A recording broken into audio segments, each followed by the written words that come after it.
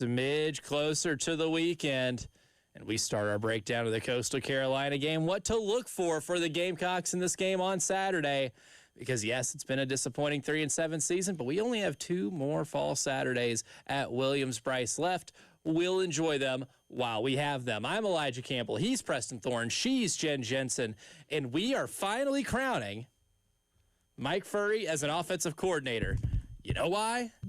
Because he spoke yesterday. Congratulations, sir. You've been upgraded from play caller to coordinator. Congratulations. Oh, man. You know what? He was awesome. He was. Would have loved to have heard that last week. It's great. All year. All year. Actually, more than the last 3 games of the season would be nice. Yeah. No, seriously. We're going to get to the clips, but I always enjoy listening to coaches, hearing their thought process, and he did a very good job of being fairly transparent on what he was thinking and what he was going through. So I appreciate it. Yeah. That's all you can ask for. Out there. He did. And that's the thing, there's him and Clayton both, they spoke yesterday. There's a whole lot of owning it, right? And when you do lose a game 30-3, there is an element of owning it that you have to be able to do. And that's where we want to get to first here. This will be cut number 2, Jen. Mike Furry discussed the difference between half number 1, where they're able to move the ball over the field, get over 300-plus total yards of offense, and half number 2, where they accumulated only 76 yards. Yeah, it's really one word. I mean, if you go back and watch the film, and, of course, I wanted to right away because I just wanted to make sure that I saw what I saw going through the game, from the first half and the second half and reviewing the iPad in between series and things like that. But it really is just one word. It's just execution. When you look at the first half last week, we were very explosive, and we were making plays. We were taking our shots, and we were completing our shots. We had some trick plays in there that we were doing. We completed some trick plays. And then, obviously, just the things that we wanted to do consistently, we were just getting some big gains out of it and moving the ball, and which creates energy, right? All that stuff and having fun and the guys flying around creates energy. And I think what happened in the second half, just going back and looking at all of it, I think in the first half we were like 5 for 6 and really like called shots, And one's a big touchdown. 2 of them are big touchdown. One to Dre, one to Nick. Obviously, he took the one that we got out of the pocket, and he took it for 80. And then had some other ones. We made some, we had 14 explosives in that game last week, which is, that's a pretty good stat to have. When you go back and look at the second half, I think we were like 2 for 7 in our shot plays. 2 for 7 in the chunk plays, what we would call. And I think when we didn't hit those, then that puts you back in, second and third and long. And that's not the game that you wanted to live in. And so we definitely executed way better in the first half than the second half. And I think the other thing, too, is I think I got a little bit too aggressive. I thought maybe just from a play calling standpoint where trying to just put the game away at times, if that makes sense. And so learning lesson for me and going through this process and continue to grow in that area. But and protecting those guys instead of just trying to put the game away and get some points and do something like that, just making sure we're better fit for that and stick to the plan. But the one word is just execution. We hit a couple of those big explosives in the second half. We just get one of them. That whole game has changed from a time standpoint. And so that's the 2 tails of those halves. Shot plays and execution, right? You heard him say 5 for 6 on called shots in the first half, 2 of 7 in the second. And I did the math, so you didn't have to. 7 for 13 during that game, which is still a pretty decent percentage of getting chunk plays on those plays, right? Being better than 50% on things that you want to call that are supposed to get you more than 10 yards or 15 through the air, however you choose to define that, is pretty solid. But the lack of executing that in the second half, especially when you're not staying on the field long enough and your defense isn't keeping A&M out of the end zone, does ultimately lead to what we saw in the second half. Yeah, and for both of these coordinators, I think we're going to hear it. There is I know what we want to hear is, you just keep doing what you're doing. You just keep doing what you're doing, and that is difficult when the circumstances have changed. And so calling an offensive game plan up by that much is a different skill set, and also for Clayton, calling a defensive game plan is a little bit different of a skill set. But the thing I appreciate and will continue to hear from Mike is just that what Mike Shula would do is he would tell us in generalities what offensive coordinators would like to do in this situation. I just appreciated hearing Mike Furry tell us this is what I was thinking in this situation. And you don't have to agree with it, but at least you get some insight into what his thought process was. And maybe it makes a little sense, maybe it doesn't, but at least we know what he was specifically thinking. I do really like his mindset of, I was trying to put the game away. Maybe I got too aggressive. I was just trying to put the game away. I like that, right? If you're going to lose in a game like that, lose throwing your fastball. Yeah, right? for sure. Because I mean, again, you're 3-6 at that point, going into the number 3 team in the nation on the road. I don't know if you can be too aggressive. There's nothing to protect. So if you tell me, man, I got too aggressive, we tried to put it away. It's like, all right, cool, I get it. Yeah, I can live with that. And I honestly appreciate that type of mindset, right? Because I think if I were in that position, I try to put myself in other people's shoes here like this, I think I would be the exact same way. If I had a chance in that game and I'm calling plays and it gets down to it, and I have a chance to maybe try to do what I think would put a team away, I'm doing it. I'm absolutely doing it. That's why I always love when, teams like late in a game, they score a touchdown instead of kicking the extra point to tie it, go for 2 to win it.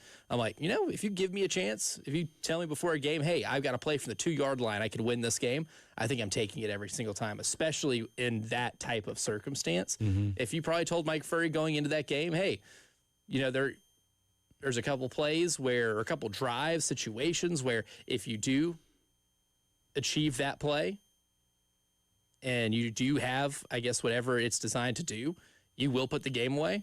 And you're like, oh, you're telling me I can do that on one call? Yeah, I'll do it.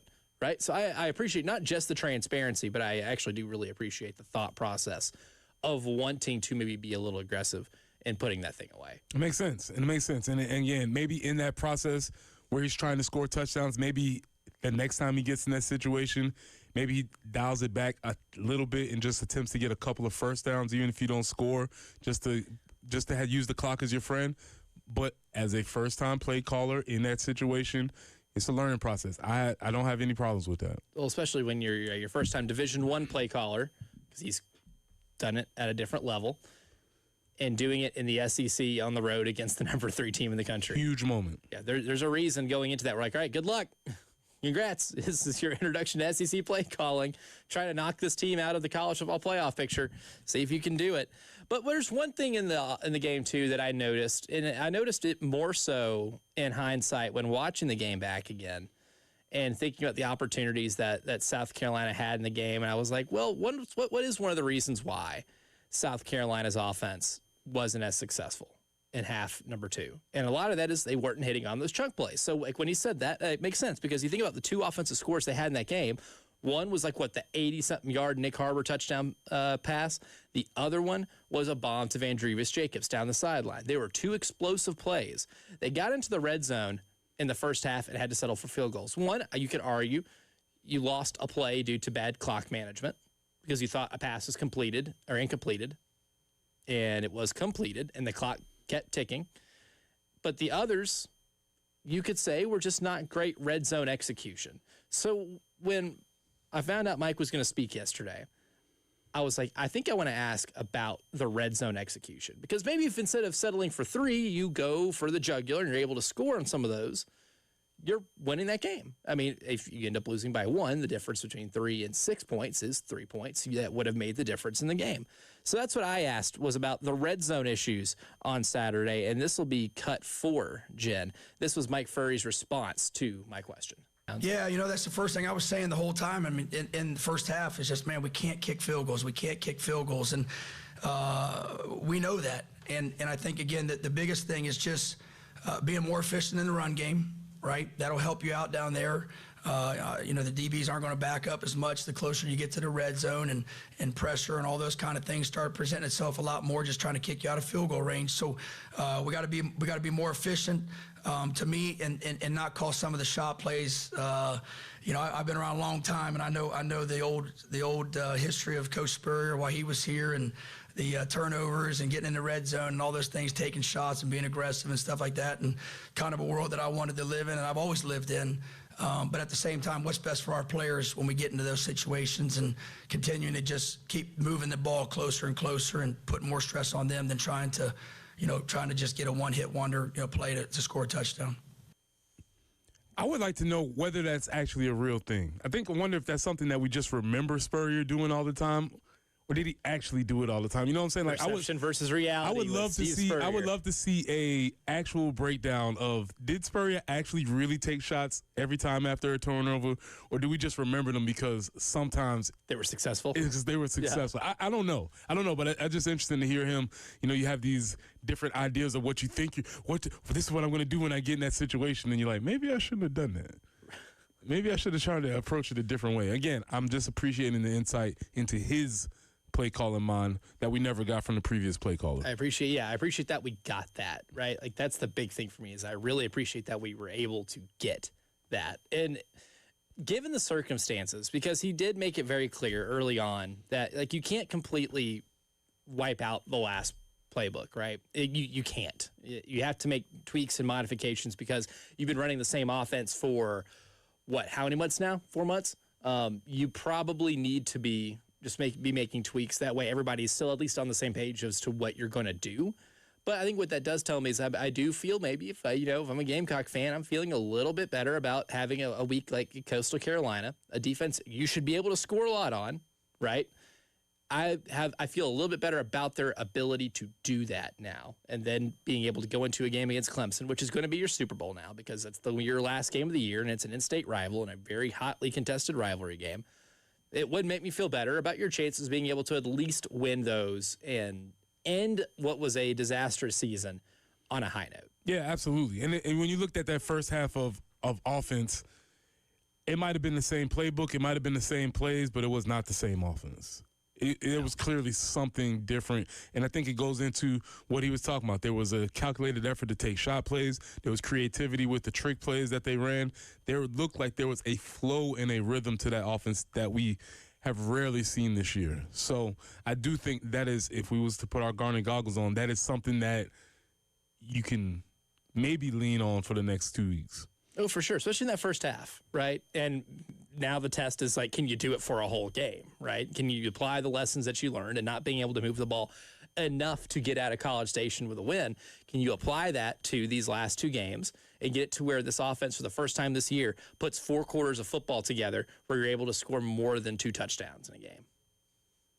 Or 3, because you've maxed out at 3, because you did score 3 against Kentucky. So, or are you able to kind of max that out?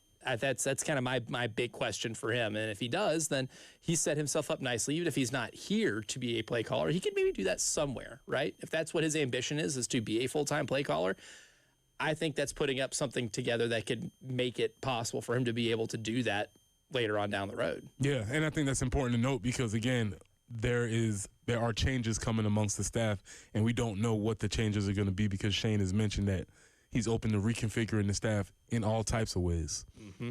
And Mike wasn't the only one who spoke yesterday. Clayton White spoke, and, well, he had to break down exactly what happened when his defense gave up 28 points in the second half when trying to preserve a lead. But I posed a question to Clayton White about balancing your aggressiveness, and how do you do that as a defensive coordinator? And I thought he had a really insightful answer. And it wasn't just his words that told me something. I'll tell you what else was revealing coming up next here in the early game.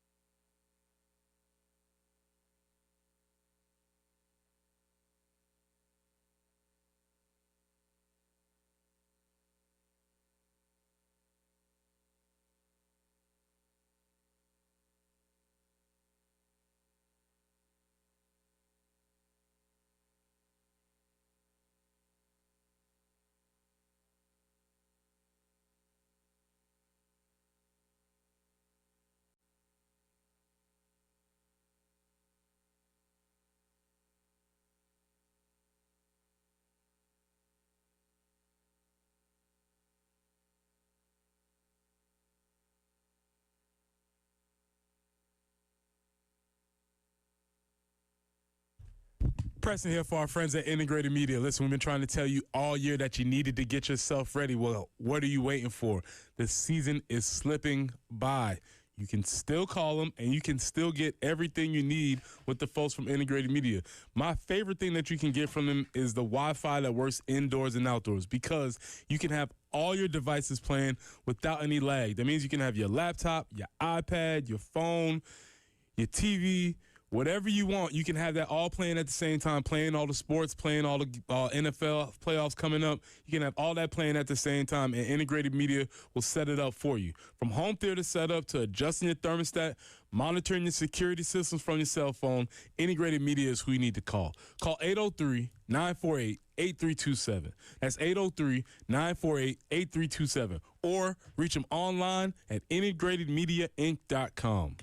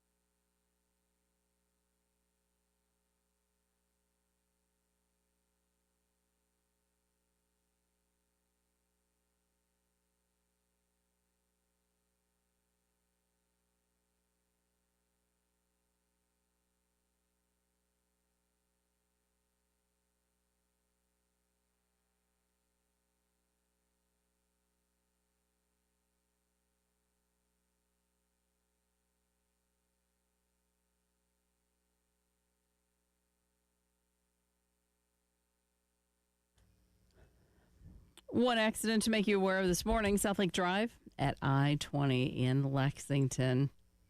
Forecast looking pretty nice today.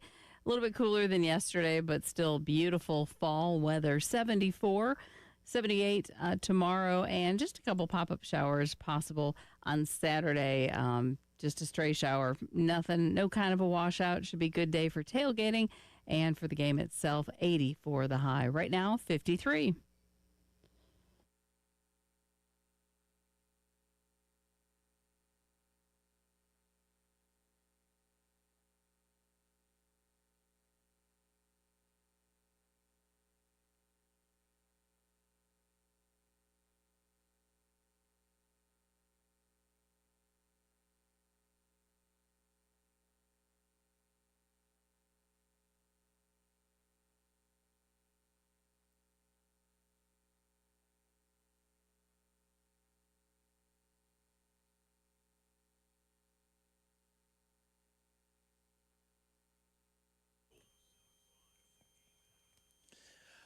of course, there's plenty of blame to go around whenever you have a 30-3 lead at halftime and you end up losing 31-30.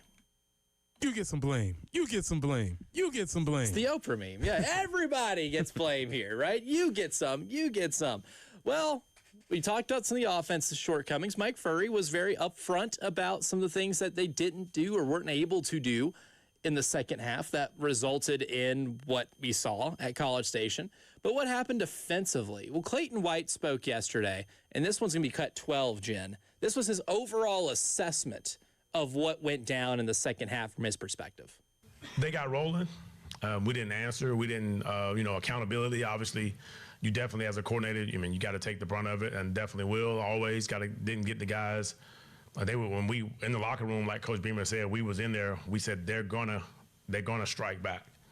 They're gonna strike back, and they had some momentum plays and some momentum on different other phases, and we couldn't slow them down. And we obviously, Coach Furrey just said, some of that stuff was on us, and they made their plays when they did. They had some play calls that we haven't seen, but accountability definitely starts with us. Anytime we have that kind of lead, we feel like our defense travels on the road. We have a good defense, and we travel on the road, and the good defenses travel, what we kind of say.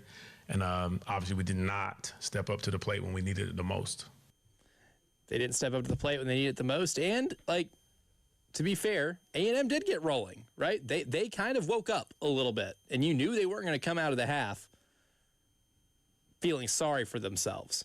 You're not doing that if you're the number 3 team in the country. And they have a really good quarterback with really skilled wide receivers and a really good running game. And you at least held the running game in check, but you just couldn't keep that quarterback and those receivers from getting going in the second half. And the fact that they did so quickly kind of helped explain why they were able to erase that lead so fast. Yeah, when another team gets rolling like that, that's when you kind of you're looking at the clock, you're looking at how much time's left. Can we stop them? Can we get a couple of first downs on offense to give us a chance to breathe for a second? Can we get a stop?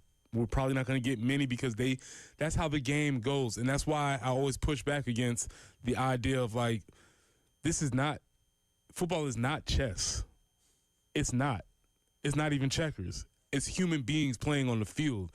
Every time in chess, the rook does this, the queen does this. It's not how football works. There's motions that are happening. There are things that are going on. And so, I think that's interesting to acknowledge that, sometimes the other team gets to rolling, and you have to figure out, can we put a stop to this? Can we stop the bleeding just a little bit? And unfortunately, they weren't able to get it done. Now, what's very fascinating about what happened on Saturday is this whole element of being a defensive coordinator when the opposing offense is getting it going and you're trying to preserve a lead, right? I find that to be one of the more, interesting what would you do's in football, right? Is being a defensive coordinator in that situation. Do you continue to blitz heavily? Do you still try to put a lot of pressure on the quarterback and then have fewer players in coverage and just expect your guys to win one-on-one? Or do you play softer zone? Not necessarily prevent defense because there's a little different, but do you start playing quarters? Do you start, playing They went into that things? prevent defense. Which is on a fan's bingo card, right? My dad used to always say, the only thing, prevent defense will do is prevent you from winning the game. From winning. Yeah, and it's funny. It's like clockwork with him. Watching a game with him is hilarious because it is every single time. That is ingrained in my head from watching games. Except for the times when it actually makes you win the game. Yeah. Which nobody talks about again. When it does, yeah. And sometimes it does, sometimes it doesn't. That's why being a defensive coordinator is a really tough job. So that's why I wanted to ask Clayton White yesterday, how do you strike a balance between aggressiveness and maybe playing softer coverage if you feel like the situation calls for it, right? Where is the rub there when it comes to changing what you do in the second half, or if you change anything in the second half when you're trying to preserve a 27-point lead? And this will be cut 14, Jen. This was Clayton White's response to my question. 14. Great question, Elijah. You sit back and you hindsight 2020 on Monday morning. I definitely was like, what in the world? Why not? Why not do this? When you're up like that, and you kind of want to know what kind of mindset they were going to bring to the game. And we were in some pass calls. We were aggressive. We kind of mixed it up, and some mistakes here and there, mistiming of a call here and there, and then just didn't roll our way. But you definitely think like that. You can't sit back and just play prevent, but there is times for things like that. But obviously, you definitely don't want to have them to strike as fast as they did. I think that was the main thing that kind of caught us off guard, and maybe we probably weren't expected to. You know, we was up 30-3 at the half, so it's kind of like, okay, we probably need to be ready for them to try and strike fast, and didn't quite answer that. It wasn't just his answer that I thought was telling. It was how he looked when he answered it. Something that you're not going to get listening to that. But as I'm like asking the question, I can almost see him kind of like shaking his head. He kind of looks down a little bit. I think he's got regret with how things went. He said, and then of course he starts that off with hindsight is 2020. But I guarantee you, as soon as he got back on that plane and started looking at things, I could just tell by his like physical reaction to that question. It is one as being, I left a lot maybe on the table. I really wish I had a few of those back. Yeah, and I get it. You know, everybody does. And again, appreciate the accountability. But it was the worst of both worlds because you start playing a loosening of coverages, hoping that you're going to make them. It's okay if Texas A&M has a couple of 10-play drives where even if they score a touchdown, but it's a 10-play, 7-minute drive, they're not going to win that game. But what happened was you loosened the coverage, then you had a blown coverage on top of that, over the top. They strike quick, and now it's the worst of all worlds. So I understand the concept of trying to maybe, keeping them in front, rallying, making tackles, making them play another play, and all that. And it didn't work that time. And then even in the times where they were aggressive, because when I went back and watched, I was counting how many guys were going to the quarterback. He still was willing to call blitzes in that scenario. It just doesn't help though if your corner gets beat and the pass goes across the middle. It's a quick pass, and they're able to pick up so many yards. We did the stats earlier this week. How many yards they were able to get after the catch in that game, and when they're getting the ball out that fast to where it doesn't matter how many people you bring to the quarterback, and you're trying to get guys to go to win one-on-one battles. And if they just don't win that one-on-one battle, you are picking up chunk plays with those type of receivers, right? Like those guys they had over at A&M are fast. Yeah, and then you get rattled as a play caller. You're like, okay, I send a blitz. They got a big chunk play there. Let me play back. Oh, I play back.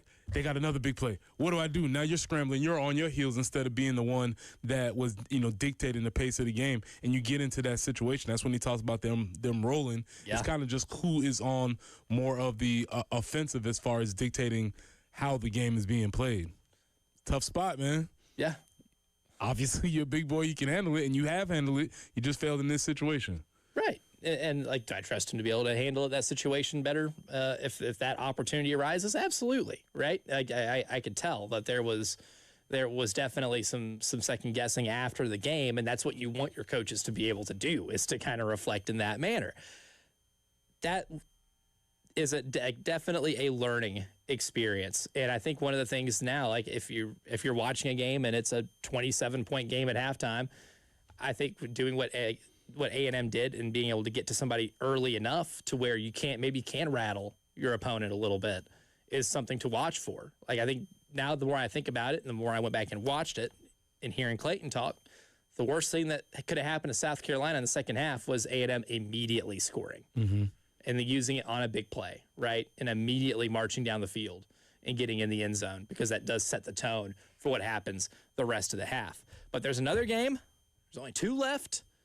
So we don't have many advanced scouting reports. Well, we'll give you the advanced scouting report of Coastal Carolina coming up next on Old Man versus Analytics on the early game.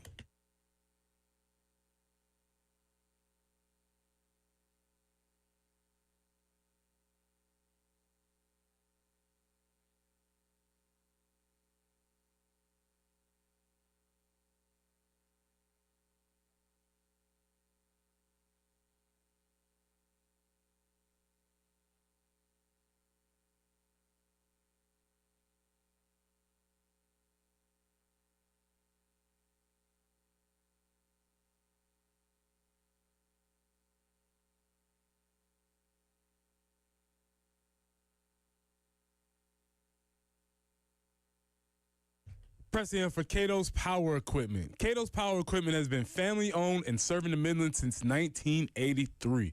That's over 40 years. And third-generation owner Ben Cato provides top-notch service, great deals, and the mom-and-pop values that you love. And Ben is determined to raise the standard of sales, service, and retail. At Cato's, they're proud to offer a wide selection of new and pre-owned mowers, tractors, and more. So if you're ready to invest in something new, the friendly team is there to make the process easy, help you choose the right equipment, find financing options, and keep your gear running strong with expert service and parts. Whether you're a weekend warrior or a seasoned landscaping pro, Cato's has got you covered with a huge selection of new and pre-owned mowers, powerful tractors, and all the gear you need to tackle any project. So swing by Cato's Power Equipment today or call them at 803-254-3711. That's Cato's Power Equipment at 803-254-3711.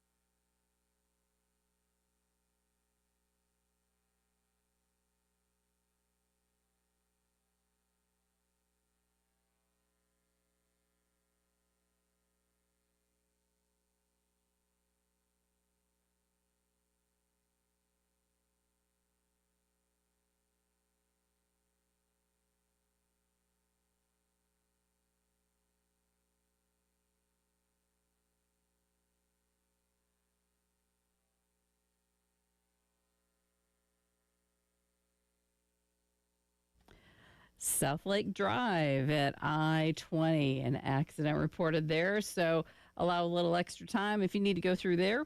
74 for the high, some mix of clouds and sun. 78 tomorrow, maybe a pop-up shower or storm on Saturday. But again, certainly not going to mess up any lengthy shower activity, not going to mess up the any tailgating and the game on Saturday.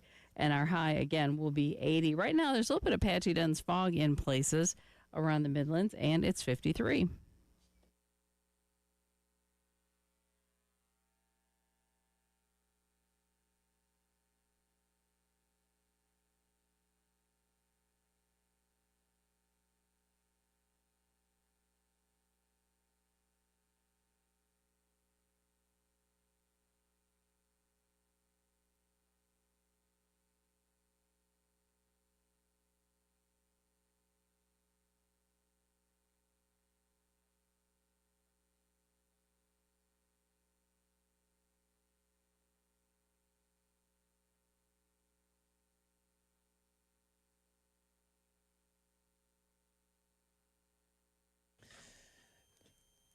Yes, there is a football game on Saturday. Seniors are being celebrated. It's not the last home game, but they will be honored in that game, and they're playing Coastal Carolina. South Carolina, 23.5-point favorite against the 6-4 Coastal Carolina Chanticleers. We'll make mention of it later again, but great call by Shane and staff to have senior day on this game as opposed to the Clemson game. You don't want to have senior day with Clemson. It's too much going on.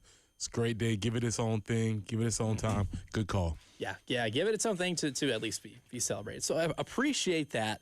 But what do we know about Coastal? Well, I will say they have definitely played past expectation after a pretty bad start. Like if you look at the results at the beginning of the season, a lot of them were ugly. Now, when they lost to Virginia 48-7 in the first week of the year, I'm like, oh, that's not a very good Virginia team. I think that might be bad. But that loss has aged a lot more gracefully than I think a lot of us thought at the time. And they struggled against Charleston Southern. They got blown out and shut out by East Carolina. Pulled off a win against a bad South Alabama team. East Carolina, who's good? Good. Like, capital G, good. Like, a really good football team this year. You know, at Old Dominion, who I didn't at the time think was good, but offense, humming, one of 5 offenses in America that rush for 200 yards a game and throw for 200 yards a game. OC Watch. OC Watch. Coach Decker. Keep him in mind. So then after that 40-point loss, it's like, oh, they're 2-3, and they've already dropped a couple. They've dropped one in the Sun Belt. Well, then they rip off 4 straight wins. Beat Louisiana Monroe at home. Go at Appalachian State and shock Dow Loggins and the Mountaineers. Beat Marshall at home with glow-in-the-dark uniforms. Beat Georgia State at home. And then lost one at Georgia Southern. So to snap that streak. So sitting at 6-4, this is a very interesting offense. Yeah, it's a very interesting team, interesting offense. As I got caught up in the Coastal Algo earlier in the year, and buddy, they were not happy. And I don't know, they still might not be, but we should not be under the preconceived notion that everything is all good in Coastal Land, because those fans, one, I think it's important we understand that they take it seriously. Yep. As do all these G5 teams. They take their team seriously. And two, they're not really happy with the results that they've had this year. So it is a very interesting matchup coming into this game, given the state of our current program and the state of where they are also. Mm-hmm. And if you look at the offense right now, what's really interesting is that you can expect either Tad Hudson or MJ Morris to be the quarterback. And if you're like, MJ Morris, why does it sound familiar? Former NC State quarterback, yes. MJ Morris. Okay. So if that sounds familiar, you're like, why does it sound familiar? Well, there's a reason for that. MJ Morris spent time at NC State in Maryland, right? So he's NC State in Maryland, and now on his last leg of his college career at Coastal Carolina. So you can expect him or Tad Hudson to be the quarterback, right? But versus Georgia Southern, they had 4 different players throw a pass, including 2 wide receivers, Bryson Graves and Robbie Washington.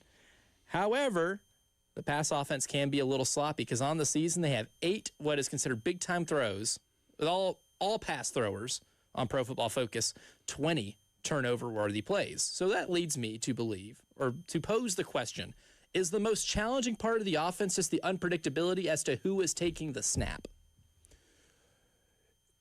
I think if they had drastically different skill sets, maybe, but they're all kind of in the same realm. So I don't know if that's going to be as big a thing. If I was DC, I might not even make a big deal out of who's back there, because they're not distinctly different enough to drastically alter your game plan. Yeah, in terms of quarterbacks, maybe one being like more of a running threat. I think you could say that Samari Collier is definitely the best running threat quarterback they have, because he's the only one that's gotten over 100 yards. He's run for 429 this year and actually picks up 6 yards a carry. Scored 7 rushing touchdowns this season. However, not looking like he'll be available because of injuries. They've had injuries. They've honestly, the quarterback position at Coastal Carolina has been wild this year. They've had 5 different players throw a pass, 3 different quarterbacks, 2 wide receivers have thrown a pass this season. Been a little inconsistent, and they've had various results with whoever's been back there. But really, Samari Collier is the only one that you can expect to have any type of big day running the ball. And he's not available. More than likely not. Clayton said he doesn't expect him. Tim Beck, in his media availability, says it's not likely. They think they can get him back by later in the season, and by that we mean the last game of the season and their bowl game, because they are bowl eligible.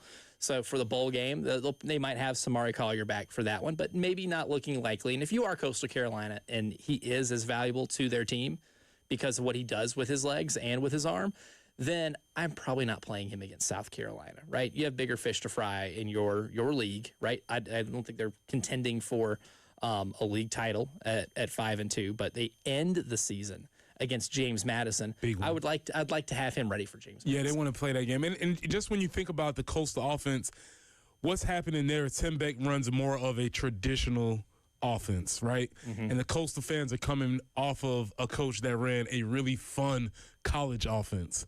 And so even if Tim Beck's offense is productive, it's just not as cool as Jamie Chadwell's was. No. It's just not.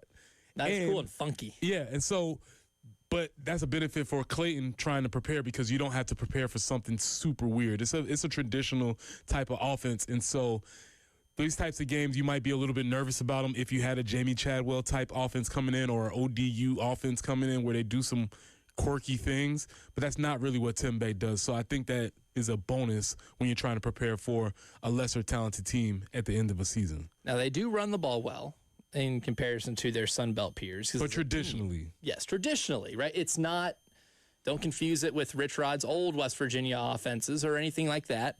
But as a team, Coastal has 60 explosive runs this year, with 4 different players having at least 10 individual explosive runs, which is just a run of 10 yards or more. The offensive value is in the run game. I think that's probably a safe bet to say. Yeah, so because you take that combination combined with the fact that they've had various people at quarterback, and if I'm Clayton, I'm loading up the box, and I'm saying, hey, beat me if you can. If you can beat me over the top, cool, but you're not going to beat us running, which is your strength. Yeah, especially, it's like, yeah, I would like to see you running between the tackles with Nick Barrett and Monkel Goodwine, kind of clogging the lane right there. But I expect the edge rushers to have a big day too, because Coastal's offensive line has surrendered 74 pressures in 10 games this year. It's good for 7.4 a game against Sun Belt competition. South Carolina's edge rushers should do a pretty good job getting their fair share of eating on Saturday. Agreed.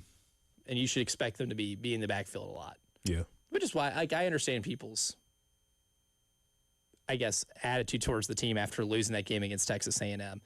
And people maybe being like, well, why is it a 23.5 point spread? I think that's probably why. Because, yeah, you're 3-7, but at the end of the day, it is SEC, Sun Belt. You're going to have a lot more athletes. You're going to have a lot deeper of a team than they will. You should be able to win the line of scrimmage pretty handily against the team. And now, if you don't, the discussions we have here are going to be a little worse. I was actually just going to pose that question. If it is a really close game or if we lose. Oh, buddy. I mean, I'm not trying to be ugly and a devil's advocate, but I mean, You have to consider it. yeah. Yeah. What we're laying out here, should tell you that you should be able, with your personnel defensively, to be able to contain what they do offensively. Mm-hmm. Offensively, I'd like to see you, goal for the game, score more than 3 touchdowns, and prove to me that you can do it because you haven't done it against anybody. I think we have to dominate this game to really have any confidence in this team. And just do it for yourself. Well, do it for yourself to prove that you can do it at some point this season. This needs to be a blowout. Yeah, I think you gotta take care of business, and there's still that to have to play for.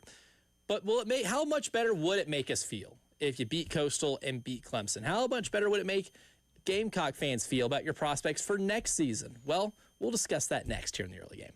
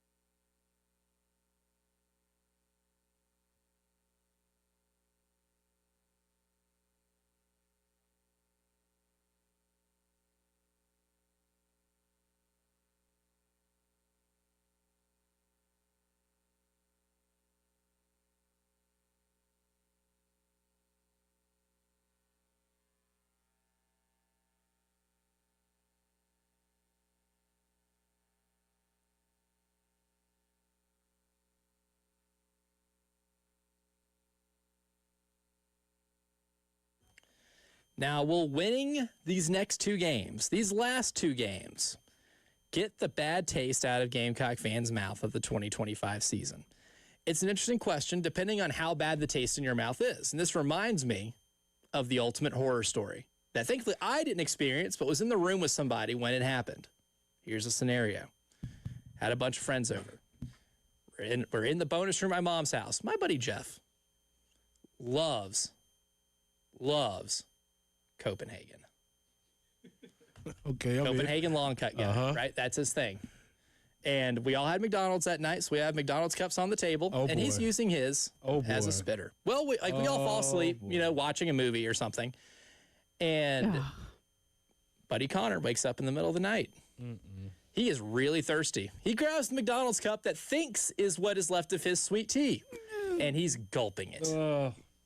And I've never been woken up by somebody gagging like that in my life. Runs to the bathroom, tries to clean out his mouth as much as possible, and we're laughing about it the next day. And he goes, I still taste it. It's disgusting. Nothing he could do could get that taste out of his mouth after he gulped somebody else's dip spit. It was disgusting. Oh, that's gross. I believe It was so gross. I believe that's like a rite of passage for dippers. I feel like that you have to at least do that once. And he did it to somebody else. Somebody else fell victim to it. I feel like that has to happen. That questions your commitment to the dip game. Yes. If you're really about this, after that happens to you, you continue. Poor Connor. I mean, it took days. Took days for that to be able to leave his system. You couldn't scrape your tongue enough, you No. know, like, ugh.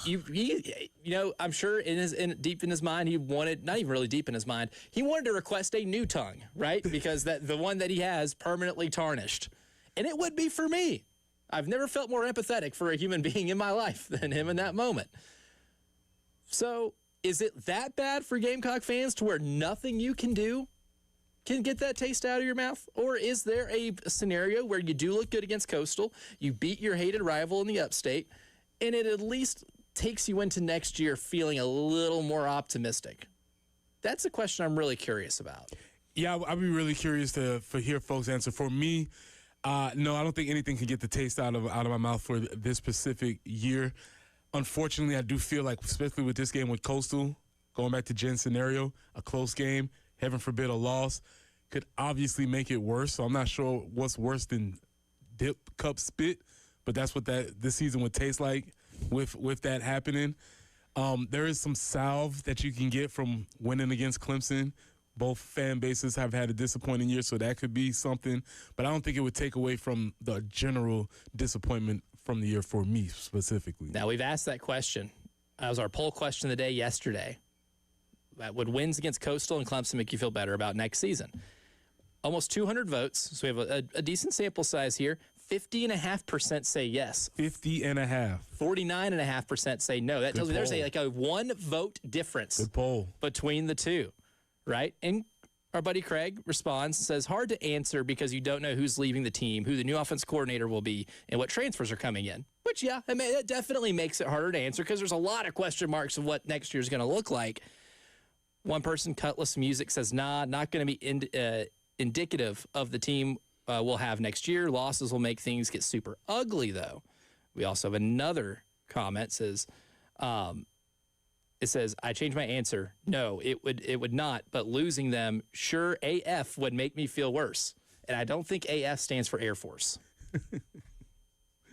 So various things here. It makes some feel better to go on a high note, right? But maybe that feeling might only slightly get that dip spit taste out of your mouth for just 30 seconds before you're eventually afterwards still being like, I can't believe I did that. I can still like smell Copenhagen long cut in my nose right now. Yeah, I don't think it maybe necessarily is a thing for the year moving forward because of all the variables that the texter mentioned, but it might just put a little bit of a Band-Aid if and when we beat Clemson.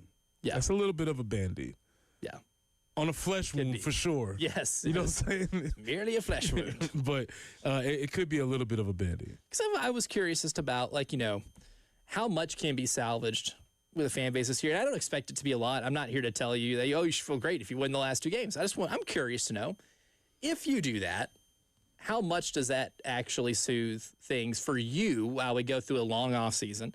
And I think I would put myself as in the same boat as a few of them saying, like, not completely. I think I would take like a week-long victory lap. And if I'm a Gamecock fan and I am chronically online, like I know a lot of us are, yeah, I'm doing as much trolling and victory lapping over Clemson as possible. But then at the same time, being like, all right, what the hell's going to happen next year? Like, what's the offensive coordinator situation going to look like? I'd still be kind of on pins and needles to see exactly how you retool your roster. You don't have to completely rebuild. I think you have to retool what you're doing at quarterback. What are you going to do as a play, like with a play caller? That is what I'd start thinking about. And I don't know if I'm feeling great about it until I see it, which I think a lot of you are in similar boats. We'll kick off hour number 2 by getting to some of your phone calls on the AAA Heating and Air phone line. So Ray, Tom, Ernest, sit tight. We'll get to you here in just a little bit. Hour number 1's in the books. Hour number 2 coming up next.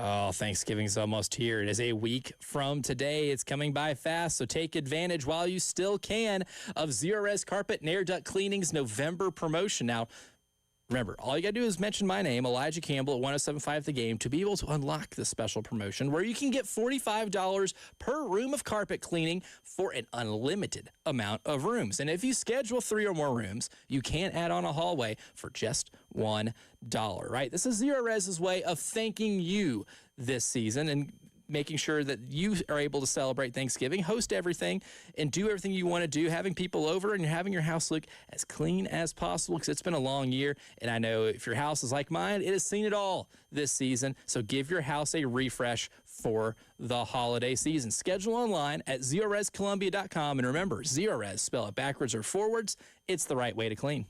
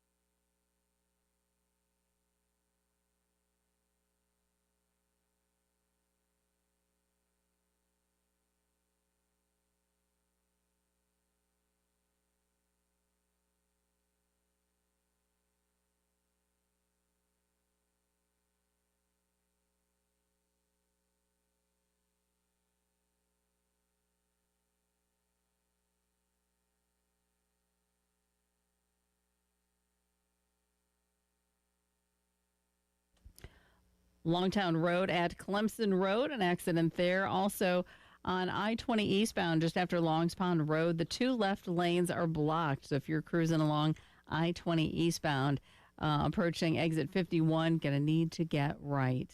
Also, South Lake Drive at I-20, a report of an accident. 74 for the high today, 78 tomorrow, and on Saturday, looking for a high of 80. Might see a stray shower or thunderstorm, but shouldn't mess up the day. Should be a good day for tailgating and great weather for the game. 53 currently on the early game.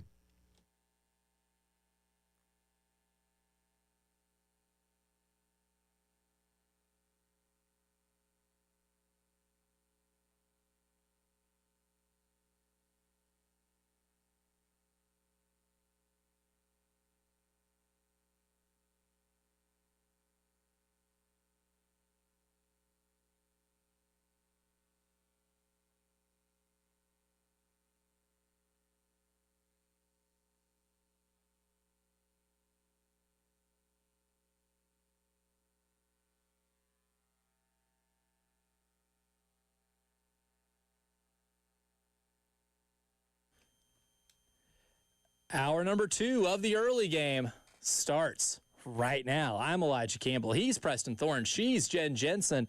And we are taking your calls this morning on the AAA Heating and Air phone lines.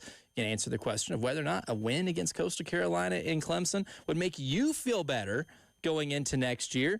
We'll also take all of your thoughts on all things in college football. We'll start off with Ray this morning. Ray, good morning. Welcome back to the early game.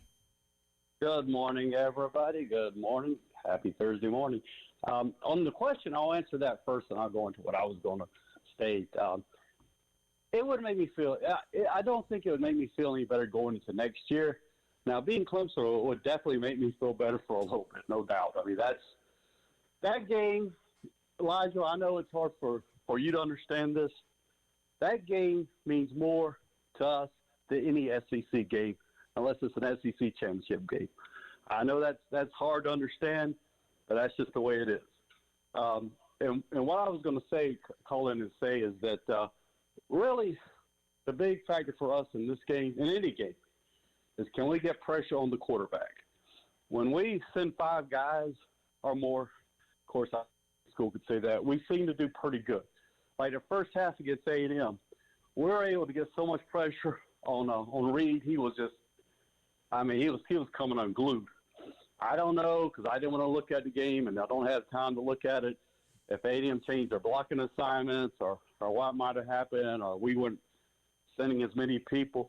But if we can get pressure on Coastal's quarterback or quarterbacks, then that's good for us. Because I can tell you guys that second half, of course, I'm watching the game on TV, and even on them short slants, I didn't even see our defensive backs in the same area code. So that concerns me if we can't get pressure, of course.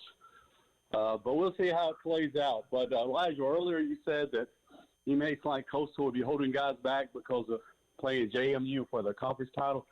This is their Super Bowl, dude.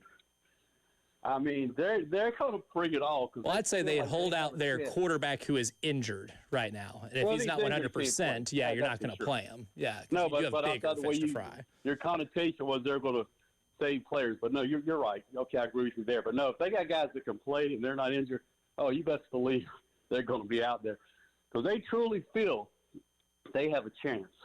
And when you truly feel you have a chance and you're playing the state-named school, oh, you're going to play. But anyway, so that's just kind of all I got to say. But, no, I won't feel better about the direction of the program because there's just been way too many flaws this year. And just it's almost like, like Wizard of Oz, you know. And I look at Shane Beamer as the Wizard of Oz. Everything's good. Everything's grandiose. But when you pull the curtains back and you start taking a deep dive and listen to things, you kind of scratch your head. But that's all I got to say, guys. Thanks a lot. Yeah, appreciate the call there, Ray, for sure. And Coastal, yeah, what I was talking about earlier, too, is they do have a quarterback who is their better quarterback because he's your better dual threat guy. He's your second leading rusher. Offense is a little different when he's in there. They don't expect him to play, and that's based off of what Tim Beck has said. That is based off of what Clayton White has insinuated yesterday, too. And they do have some experienced quarterbacks on the roster. They can roll out there. I don't expect him to play because if you need him for games, you would like for a chance to be able to beat JMU at the end of the year to potentially force a 3-way tie at the top of that division with them, JMU, and Old Dominion, and how that 3-way tie would get handled out. I don't know what Sunbelt's tiebreakers are, but those teams will have beaten each other, right? Because Old Dominion beat Coastal, lost to JMU. If you beat JMU, JMU will have lost to Coastal, and Coastal will have lost to Old Dominion. That would get messy, but you want to put yourself in that type of position. But certainly, I mean, if a guy is healthy enough to play in this game, they're not going to hold back because that would be a banner program win. And you know Tim Beck wants to win that game because that's a pretty good stamp on the resume to say, hey, you should probably keep me around for a while. You know who else wants to win that game? Chance Miller. Chance Miller, yeah. I think he wants to win that one pretty bad. I think he would like to have the upper hand there, for sure. But yeah, I mean, Coastal's going to give it their best chance. There definitely are, no pun intended on that. But they're going to give it a shot on Saturday. Let's get back to the AAA Heating and Air phone lines. Tom is on the line with us. Tom, good morning. Welcome to the early game. Yeah. I've lived here long enough now where it seems to me the only game, the game that will define this season now is the Clemson game. Even if they lose to Coastal, I promise you, if they beat Clemson, that will negate a lot of the negativity. I don't know about feeling positive in the future. But I also wanted to call because I was just listening earlier, and you mentioned Jamie Chadwell. Well, all of a sudden in my head I'm saying that's the new offensive coordinator. Bring out the money. If you're going to invest money in players, you might as well invest money in players and coaches who can develop players. You're not going to pay Shane Beamer's buyout. Take some of that Shane Beamer buyout money, take it up to Liberty. You said it. It's a college offense, fun offense. People around here know him, and he will get the most out of the North Sellers. So I'm telling Shane Beamer right now, go up to the Liberty, take your checkbook with you, and bring Jamie Chadwell back to the state of South Carolina. Thank you. Yeah, I Appreciate it. appreciate the call, Tom. And I always appreciate ideas for offensive coordinator, right? When you're in a position like this, everything should be on the table in terms of ideas. You want to search everywhere you can to make sure that you get this thing right. Now, Jamie Chadwell's had some really good offenses, especially at Coastal. They were awesome offenses. He's had some solid ones at Liberty. This year, it has been pretty bad. So would that make him more likely to leave a head coaching job at Liberty? I don't know. I don't know Jamie Chadwell. I don't know if that's something that would interest him. But they're 4-6 so far this season. But that's the thing about the Liberty job is for a G5 job, the Liberty job is interesting because it's different, right? Compared to their peers in Conference USA, he's got more resources than anybody there, right? That is the ultimate like big fish in little pond type deal because they invest a ton of money into that football program. There may not be a G5 program that is more willing to funnel money into some of their athletics than Liberty is. And in a league like Conference USA where your conference mates are, Jacksonville State, which good program, but not investing that level of money. Delaware, Middle Tennessee State, let me tell you, it's not like they're drowning in cash over there. I can assure you they still don't have an indoor practice facility, and 3 high schools in their area do. They have a pretty good advantage. He's got it set up pretty nicely to be able to win over there. So if he wants a head coaching job down the road, he's in a position where he can make himself look really good if he can bounce back after this year, which has been, by Liberty standards, a disaster. But does that make him more likely to come here and take an offensive coordinator job if you're able to make it his time and money's worth? Maybe. Yeah, I think when you have to get into what people's career considerations are, and obviously these are people, and a lot of times it's going to be very difficult for me when I see myself as the head of this household to go live in someone else's household. Jamie does not see himself as an offensive coordinator anymore, and he's not at the point in his career where he needs that life raft to be one. So I think that might be a difficult one. However, Willie Korn has been his assistant. Maybe that's somebody you look at if you're looking at that style and you maybe wanted to take a risk on somebody who's up and coming. I'm just saying, I don't know if Jamie Chadwell wants to be an assistant coach. Yeah, and then it's who your boils assistant down coach. to right there. And I don't know if he's at that stage in his career, but we're open for any option. Yes, I love any type of outside the box thinking here. I am all for recommendations. That'll take us back to the AAA Heating and Air phone lines where Ernest is on the line with us this morning. Ernest, good morning. Welcome to the early game. Good morning, Elijah Preston. Okay, Coastal and Carolina, you got the barnyard battle going on. You got 2 chickens, a Chanticleer and a Gamecock going against Barnyard each other. battle. Their job is to come out and make us look like we are trash in the state. If they beat us, you're going to hear it for a long time. Move forward to the Clemson game. You lose to Clemson, it's the battle of the uglies because both teams are ugly this year. So it's the battle of the uglies. If you lose both of those games, I think Beamer would be gone, possibly. But let's say you win one of the 2, okay, he might still be in that position. You go in the next season, he loses the first 3 games, oh, you can bet they're going to get rid of him.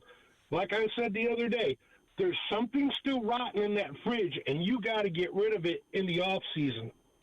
Yeah. Oh, I hate when that happens too. There's something rotten in the fridge and you can't identify what it is, and then you have to smell everything in it. I hate that. And I agree with the guy. You need to go up to Liberty, open that checkbook. Yeah, and I hear everybody talking about opening the checkbook. I get it, but there's an understanding that, hey, I'm not going to live in somebody else's house when I already run my own house. And that's I think we think that money's going to be the solve. Jamie's very well compensated, so he's okay. I just think we maybe take in consideration the human element of I think I'm a head coach now too. Jamie was up for huge jobs. Tennessee, he was on. I mean, his name has been on hot boards. Does he feel like this is a career move where he moves to an SEC team as OC, does well, and takes the next step? Maybe, but the idea of just, hey, we're going to give you a bunch of money may not be a thing for a guy who's already a head coach. Now, how much would that take? According to a couple sources I've been able to pull up here online, his salary is estimated to be about $4 million per year as the head coach. I don't know if you're going to outbid. We ain't got it. That'd be, I mean, honestly, in terms of record breaking, I think the highest paid coordinator, at least last year, the highest paid coordinator in college football was Blake Baker at $2.5 million. As I said, though, Jamie Chadwell's here. If you wanted to maybe go that route and you really love that system and you thought that was something, Willie Cohen's right there. Might get him at a little bit of a discount. Just saying. You could. If that's a path you wanted to go down. You certainly could. And that's the thing, when it comes to opening the checkbook for Jamie Chadwell, you're going to have to open up a big old check. We ain't got it. Big checks that you win, like those novelty ones, right? The type that you'd have to bring out in that occasion. Jamie Chadwell, come to South Carolina. This is a large check. Don't try to cash this at your bank. I don't know if they'll accept that. We'll go back to AAA Heating and Air phone lines where Nick is on the line. Nick, good morning. Welcome to the early game. Hey, good morning, y'all. How y'all doing? Pretty good. Doing all right? Yeah, real quick, I know everybody keeps talking about, going up to Liberty and hiring this and hiring that. So, first things first, if we lose to Coastal, it's over. That's just it's over. That doomsday scenario. Yeah, I think it's a good way of putting that. Yeah, that's a doomsday. Everybody know that's been talked about all week. That just cannot happen. You can beat Coastal, lose to Clemson, we can go from there. Losing to Coastal and beating Clemson does nothing. Mm-hmm. Losing to both, and we're back where we were 5 years ago at this time. I don't think Donati wants to fire a coach, have stadium renovations, and build a new roster and hire new coordinators when we can. I know nobody wants to hear it, and it's probably not the best answer. If we want to keep Shane and then dump $20 million into a roster and new coordinators and let Shane run it, either way, we're in tough spots. We're damned if we do, damned if we don't. If we fire him now, we have to pay a bunch of money. There is a big chance we will probably have to fire him next year. He's already kind of dug his own grave. He said we're going to be in the playoffs next year. The last coach that said that got fired out of LSU. So, yeah, Brian Kelly did not last long after setting that precedent. Yeah, I really don't. I think Shane needs to just be quiet sometimes and just let it roll out. We'll see what happens. We'll be at the game the next 2 weeks. You cannot lose to Coastal. God forbid that. That cannot happen. I know they're having a decent year. But still. No. Yeah. Doomsday scenario. Let's be real. Yeah. That just cannot happen. Shane, if you're listening, do not screw this up Saturday. All right. Thanks, guys. Thanks for the call, Nick. I love the pleading there. It's like, please, please. I feel like Nick looked directly at the camera just now. Shane, please. Please.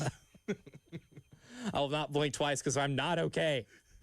Yeah, the fingers to the eyes to your eyes, focus.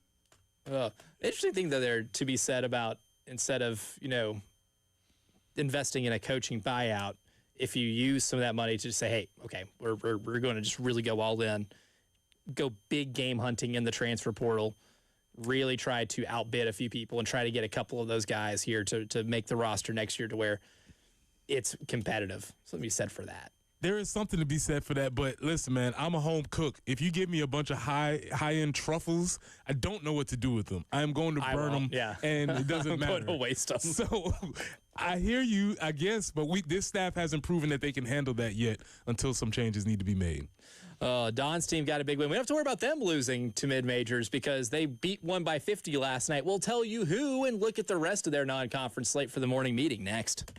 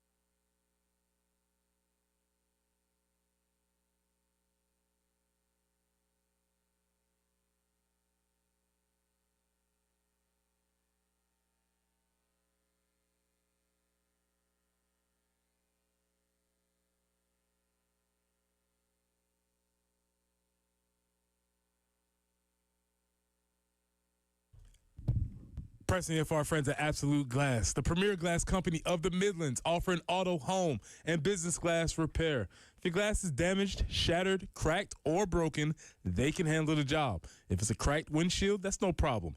They'll come out to your location and they'll replace it for you, usually for free, and they'll work directly with the insurance to take away the headache. That's right. They'll come out to wherever you are. School, home, work, it does not matter. Absolute Glass will come out to you and take care of the job for you. If you're at home, you're looking to increase the value of your home, you can do that with new windows or mirrors, and Absolute Glass will take care of that for you too. Windows, mirrors, shower enclosures. Say it all the time. If you can see through it, Ray and Marianne at Absolute Glass can do it. So check them out online at AbsoluteGlassInc.com. That's online at AbsoluteGlassInc.com.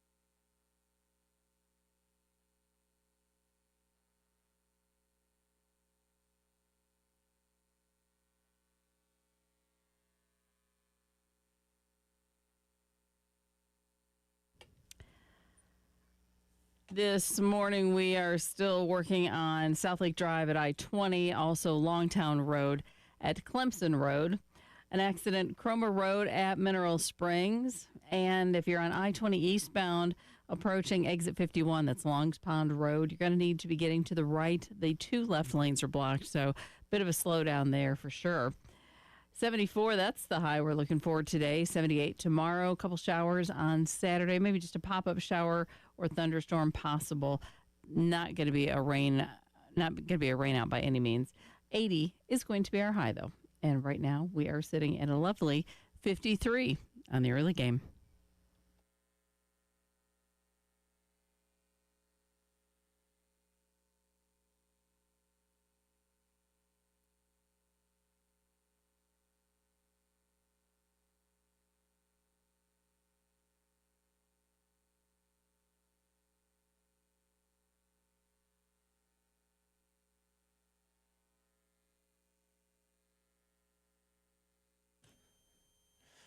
Well, Dawn's team did it again. Another non-conference game against a mid-major opponent and winning by cartoonishly large amounts. Now, technically, I don't think they covered the spread because it was like a 61.5 point spread. It was something stupid.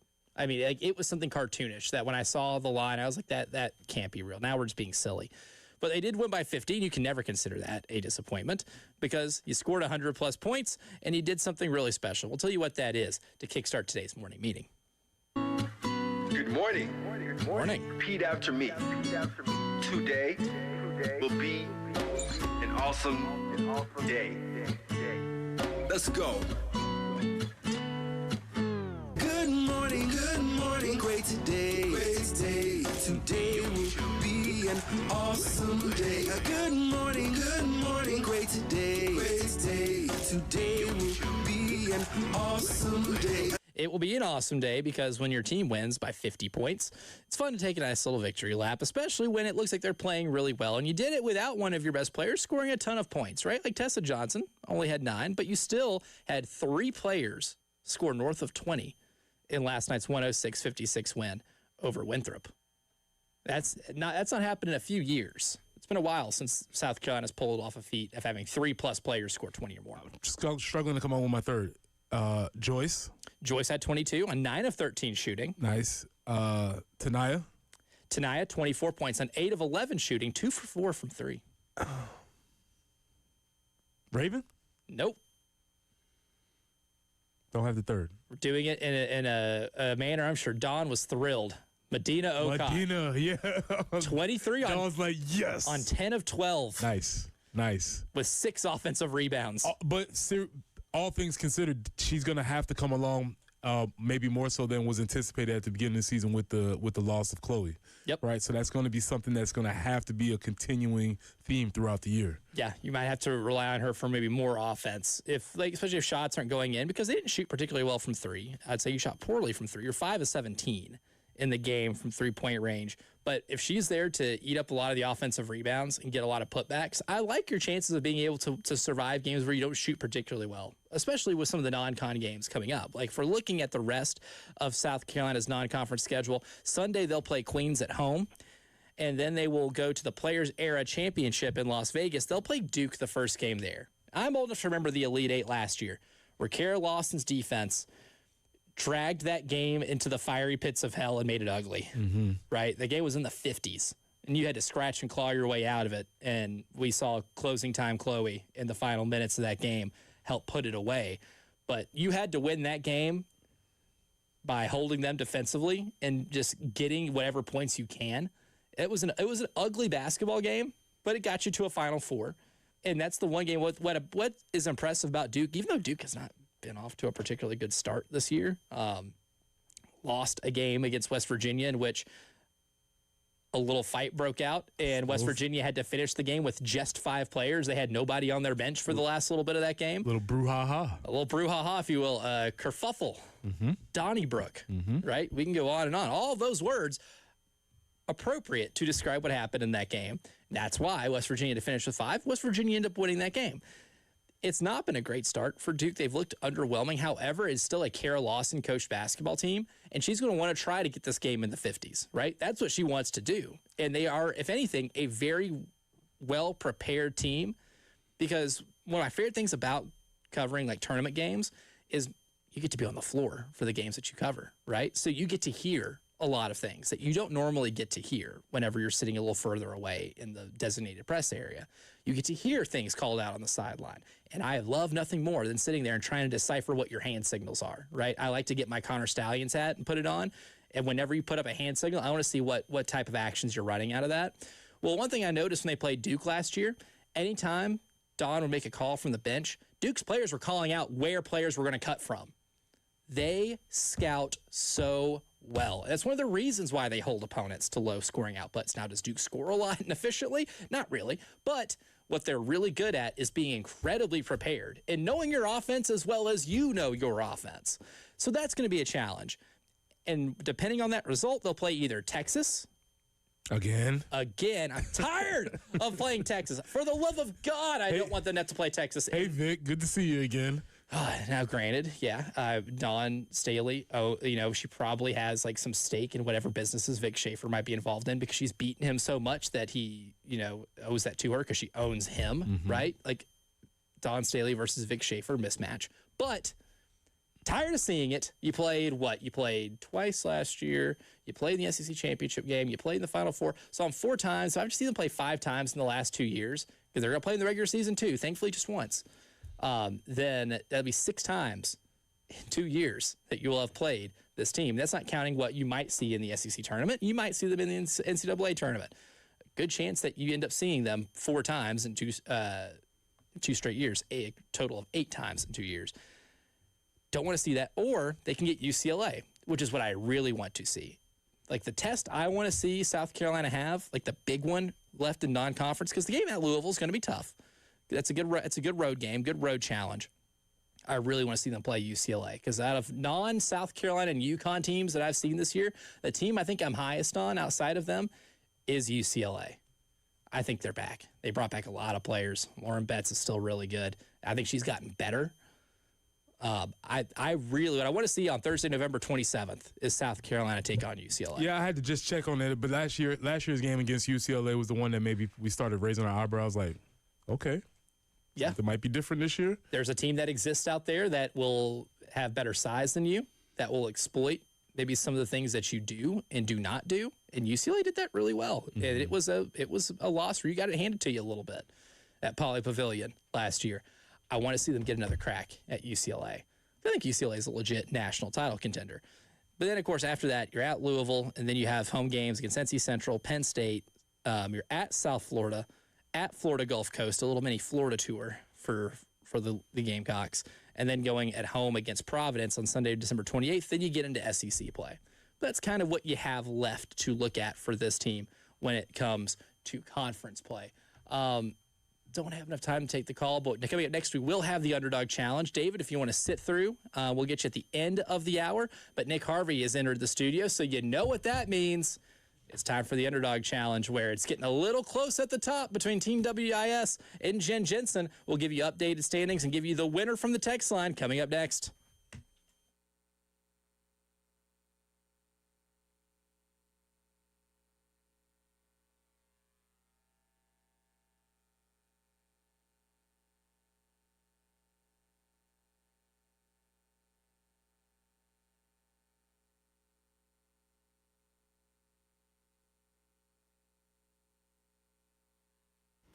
Hey, it's Jen for CHW Cabinetry in Lexington. You know, they're locally owned. It's a women-owned business. Love all of that, but love the fact that they take really good care of their customers. When we had to go in and choose cabinetry to redo our kitchen when we had a flood, they made the process really pretty darn easy. As for a stressful time as it was a really good process. But I'm telling you, we had such a good experience when we decided to update a couple of bathrooms. We needed some cabinetry. That was the only place we thought to go because we've had such good experiences with them. You can utilize their services, replacing a cabinet, updating a pantry, updating things in your closet, more functionality, home office workspace. They can help you with that too. Check them out online, chwcabinetry.com, or call them at 803-520-6837. Tell them Jen sent you. They are CHW Cabinetry in Lexington, passion from inspiration to installation.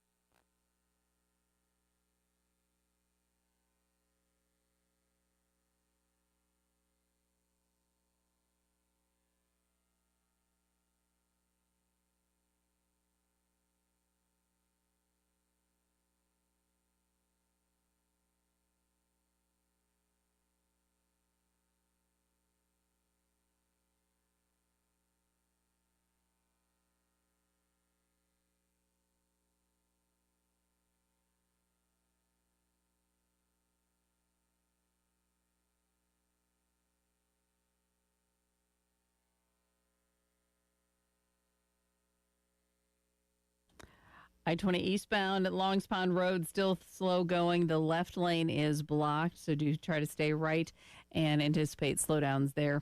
Cromer Road at Mineral Springs, also an accident. Longtown Road at Clemson Road. And one more to let you know about, South Lake Drive at I-20.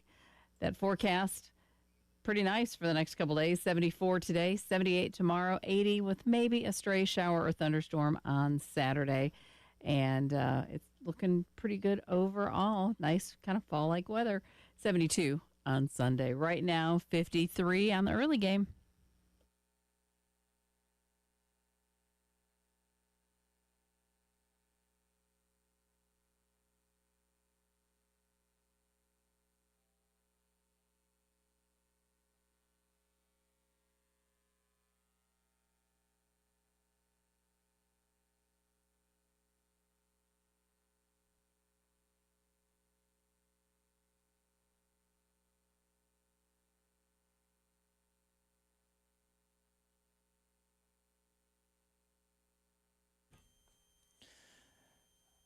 All right.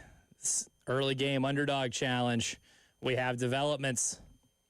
Before we get to that, we need to give a shout out to Jeff. For the first time this year, we have a 2-time winner on the text line. We've done it like we're now, this is week 13 of doing this, and we have not had a multi-time winner this year. But Jeff, congratulations. In part of Navy beating they beat South Florida. South Florida, that's right. I don't know why I was getting ready to say it, and North Texas popped in my head. I'm like, no, that's not it. That's not what happened. Beating South Florida gave him 9.5 points. A few of you chose the Panthers wisely, but just not enough points to be able to win this weekend. So congrats to Jeff for his win. And in terms of us, I am the only one who went over. And I have hit a cold streak. Oh, no. I have hit a cold streak. I have not had a win since week 9. Ooh. Or week 10, actually. It was week 10. Week 10, I got the Bills over the Chiefs. And since then, 0 for in week 11, 0 for in week 12. Can we make it another one? Hopefully not, because I've fallen very well behind. Because you being consistent. like starting to find some consistency, just not the consistency that I want. Goodness gracious.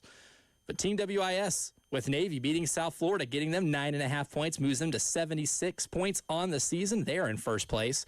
Jen gets 3.5 from her Chicago Bears, winning at the Vikings. She's got 73 First on place the in season. their division.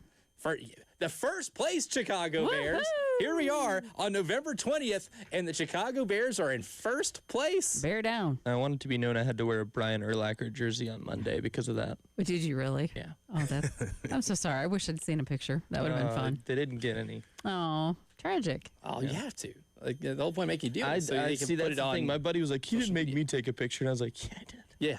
You know, I got I like several. I was going to say, I actually had a Bears shirt on that had like bling on it, or that you would have looked great in that. I'm Oh, sure. yes. I'm That'd be sure. perfect. Should have made him wear that today. We Yeah, I should know. start a bet now. Yeah. I think we have to continue that now. I think so. I'm Yeah, okay with that. Yeah. All right. Bears Vikings. That must continue. That 3.5 points is good to get Jen to 73. So only 3 points separates Team WIS and Jen. Preston got some help from the Carolina Panthers and a smart emotional hedge. That's right. Panthers win in overtime. It gives Preston 3.5. And for the season, 66.5. Oh, boy. So far, I am the caboose at 51. But it's a new week. This week, Team WIS will lead us off, followed by Jen, Preston, then myself. I will have the first NFL pick, followed by Preston, Jen, and then Team WIS to round us out. So Team WIS, you're in the lead. You also have pick number 1 in college this weekend. Who you rolling with? The Nebraska Cornhuskers. They're 8.5-point dogs at Penn State, and I just don't see how that's a realistic spread. Yeah, I think a lot of that is baked in with Dylan Raiola not playing. Sure. But they did win at UCLA last week. They're running the ball a whole lot better than they were at any point this season.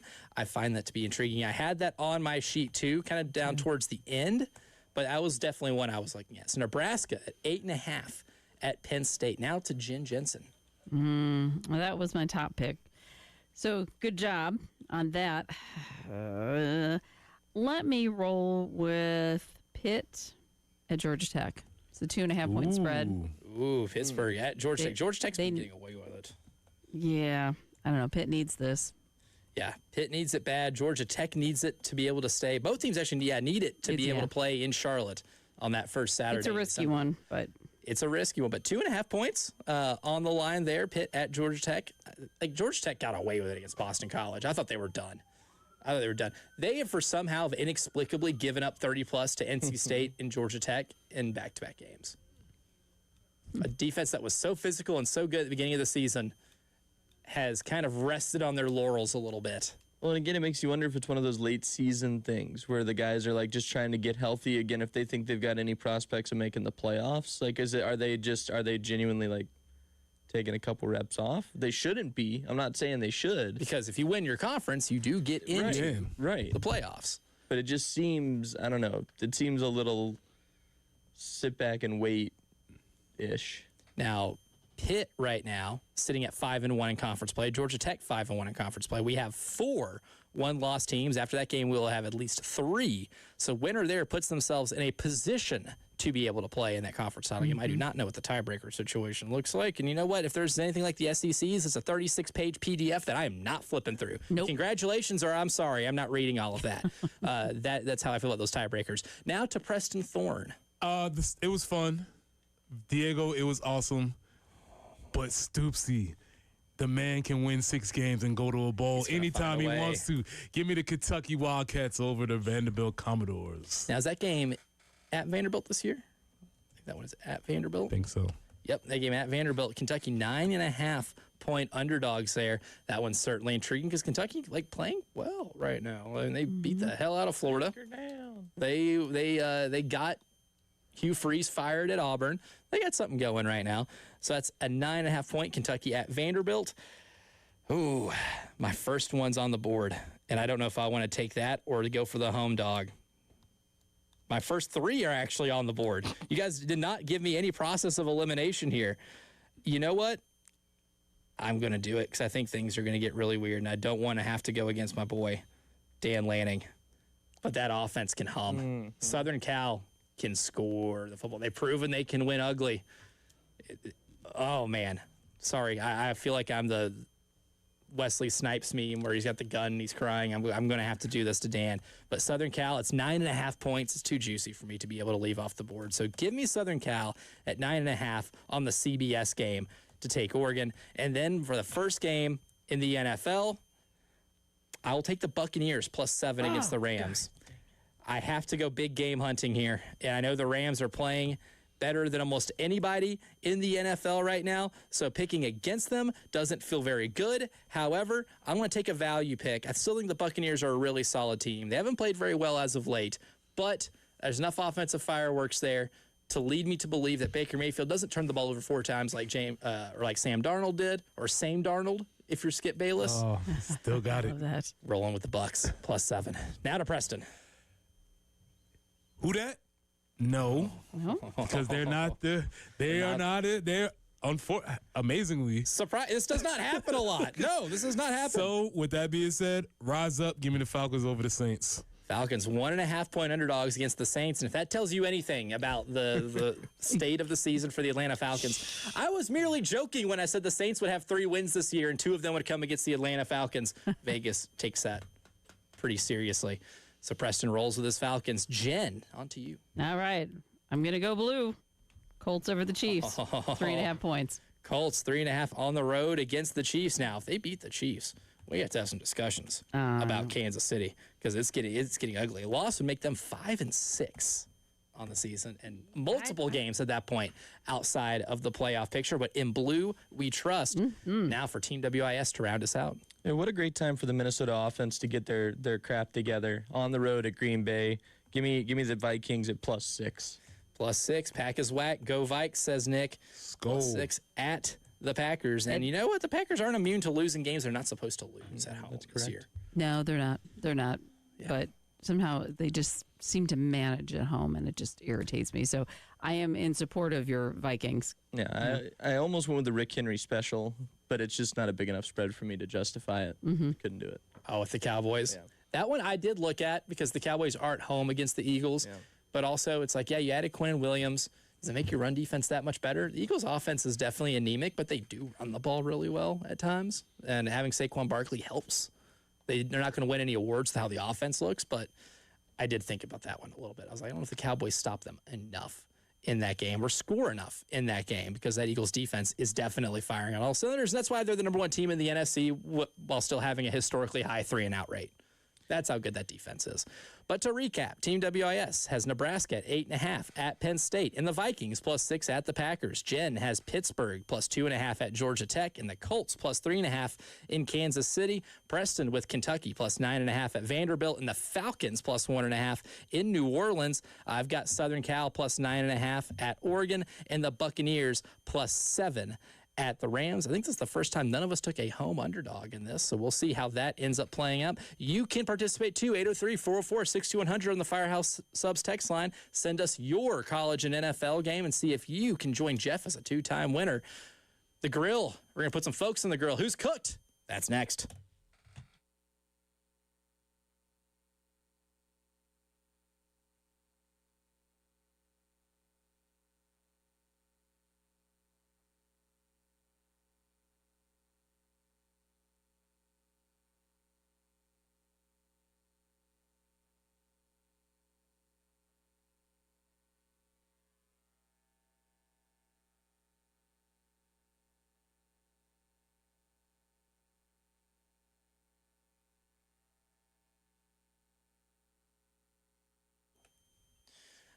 Sometimes things in life can bring you down. Sometimes things can help you or make you lose sleep.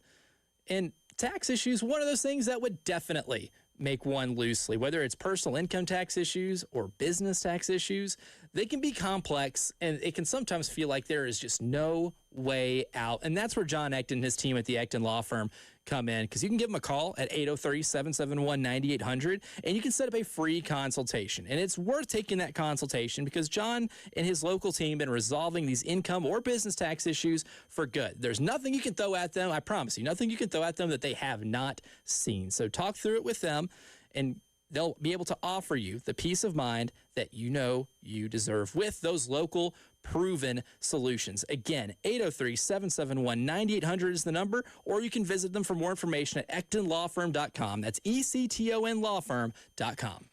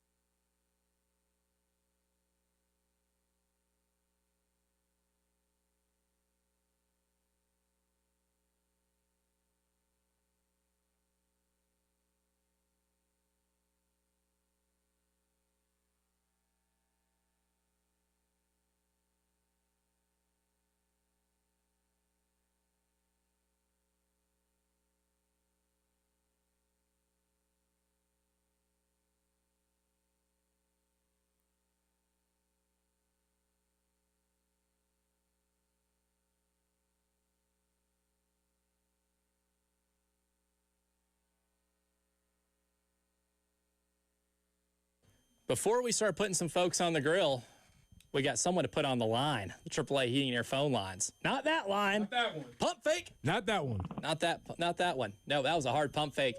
David is on the AAA Heating and Air phone lines. David, good morning. Welcome to the early game.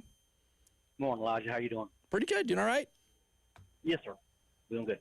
On the OC thing, what do you think happens? Because I like what I heard from Furry yesterday at the news conference. What happens if they put up a lot of offensive points in the next two games? Do you think that throws a wrench into going outside and getting one, or do you think that they have to do that? Ooh, that's a really good question, David. That's good. I think at that point it becomes a consideration. I can't guarantee that will end up being the case, but I mean, like, say you put up like 45 offensive points, and then say against Clemson you put up like 35, 40, right? Like, it's a high-scoring affair, especially considering in that rivalry game the last 2 years. It's not like either team's been scoring a ton of points against each other. I think that would make it to where he becomes a real part of the discussion. But if I'm Shane Beamer and I'm Jeremiah Donati and we're brainstorming what to do here, right? I would say we consider it, but you still have to look at all options outside of the building, just because this is such an important hire that you absolutely cannot get it wrong. So I would be in the camp of he becomes considered. However, you still exhaust every single resource you have, because this one is one where you cannot miss. I agree. I mean, I think it's, and I'm not sure if we may have talked about this last week or the week before when Shula got fired, but I completely agree. Like, you have to go outside, at least in the search. I'm not saying the hire has to be outside, but you can't just do what you did with Shula and basically, like, kind of already have your mind made up. Like, if Furry has a great 2 weeks of play calling, great. I'm happy that you get 2 more wins before you finish the season. But again, like, you can't take that 2-game sample size and say, yeah, this is our guy. He gets it. This is exactly what we want. And he might be, but you got to give consideration to other candidates. I don't think you can just rush it, because I know Shane said, like, they want to get it done quick, but they don't want to rush it. So to me, not rushing it is taking the time, interviewing candidates, and making an educated, well-evaluated decision before you just jump into it and say, yeah, we're hiring from within again. Yeah, and I mean, the whole thing with Mike is he's auditioning for a job. Right. Somewhere, whether it's a job for the new OC coming in, his wide receiver job, because that's not guaranteed. Is he auditioning for an OC job somewhere else? Somebody might see these 2 games on tape and say they might want to look at them. So everybody's in prove-it mode, and that's kind of the beauty of the situation. Now, in terms of putting folks on the grill, usually we put a lot of coaches or teams on here. I want to put a specific unit for an aspect of the game, right? Because Alabama should have beaten Oklahoma. They are much more successful in terms of things like success rate, in terms of moving the ball up and down the field. And I'm not putting Ty Simpson on the grill, because even though he did make the mistake that ultimately cost him the game in that pick 6, one way you do lose a game in which you dominate most aspects of it is if you run for 2.4 yards a carry. And it's the team that does so many good things offensively, but is still managing under 4 yards per carry under the season. Under 3.5 to be specific. They're at 3.4 yards per carry on the season. Alabama's run game is cooked. Derrick Henry and Mark Ingram, Trent Richardson, not walking through that door. I don't care what offensive line you have ahead of them. It's not good enough to do exactly what Kalen DeBoer and that offense wants to do. This Alabama team is really good, but the more I think about it and the more I watch them, I said this is a really good, fun offense to watch.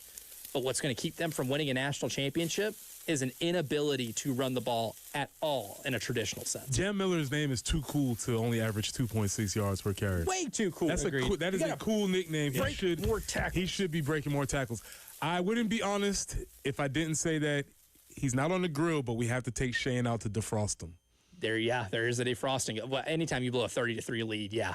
Not on the grill, but you're getting defrosted right now, and things could happen that will make you put you on the grill. Yes, things happen to make you put you on the grill, or somebody else comes up with an idea. It's like, oh, let's put this back in the freezer. Right. That's that current situation. Hour number 3 coming up next.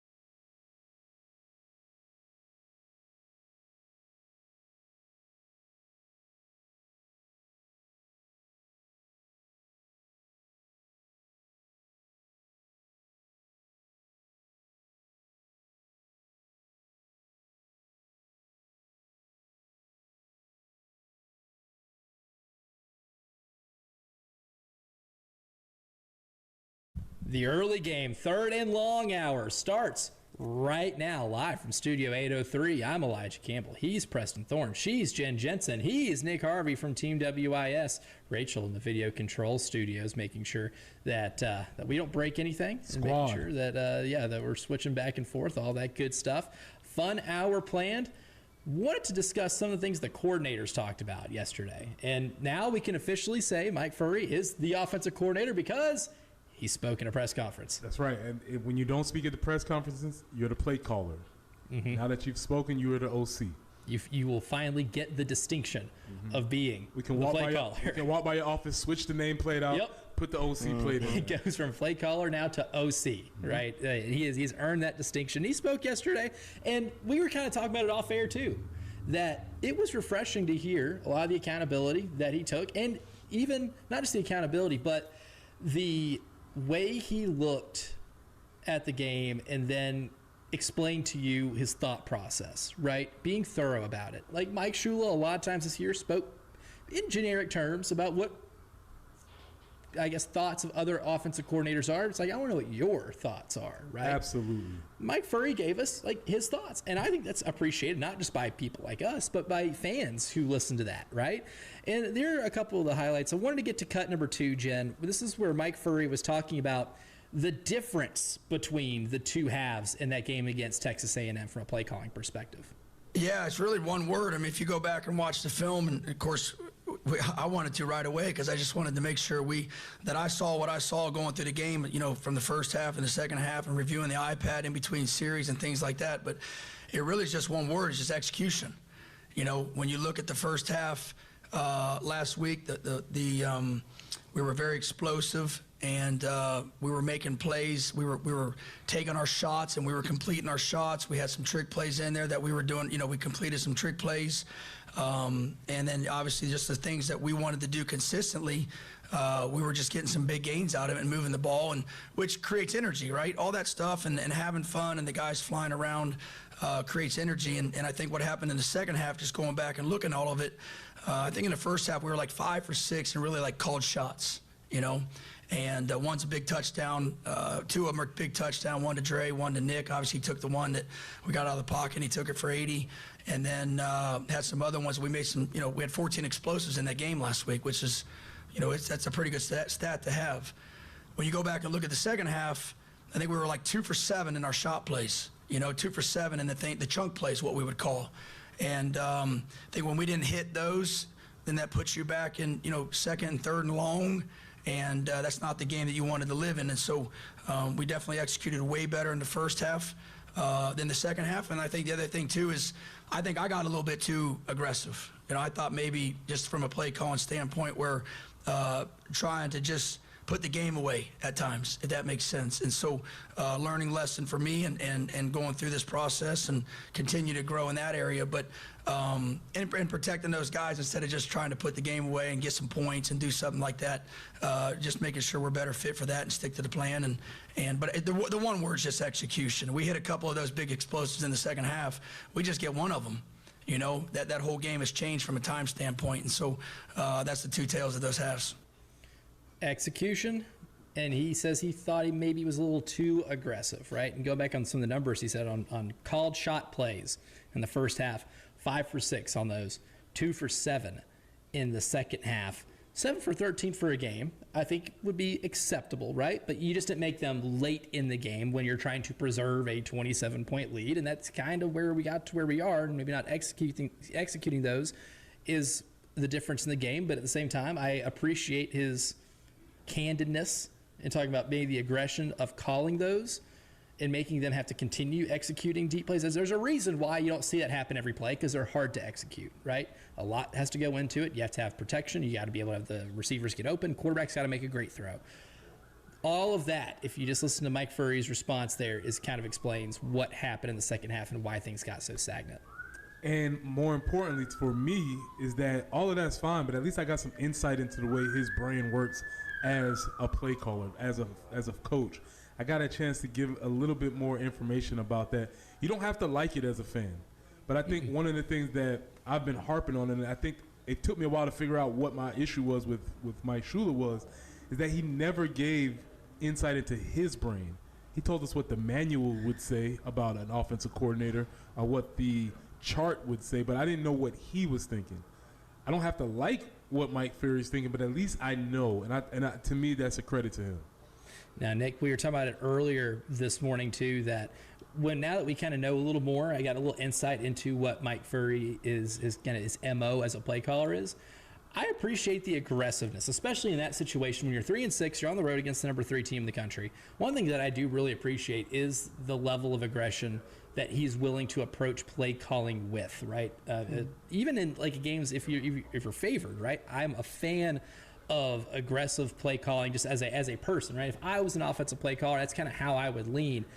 What's kind of your take in listening to him kind of explain that thought process in going through what he did to try to discuss what happened on Saturday? Well, first of all, I like the accountability to start off, because he knew what kind of mistakes he made to begin with, like, and you address that or whatever. But this is an offense that, in my opinion, at times this year has been stagnant, has not had explosives. They've taken a couple shots here and there. I mean, you see 1 or 2 deep bombs to Nick Harbor or Vandrevius Jacobs, and all of a sudden, people are got a little bit of hope for what this offense might start doing, but then it never happened. Like, all of a sudden, there's in my opinion, a renewed energy amongst this offense for the fact that they know they're going to take some more shot plays and they're going to try to capitalize off of them. If they've got the time to do it, why not take explosives? It doesn't matter if you're favored or not.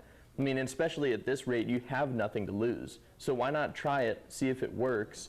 And again, like, I'm a ground and pound all day kind of guy, but at this point in the season, after not seeing any amount of explosive plays that I would define as enough, I think they're on the right track with just trying to bust open a couple big ones.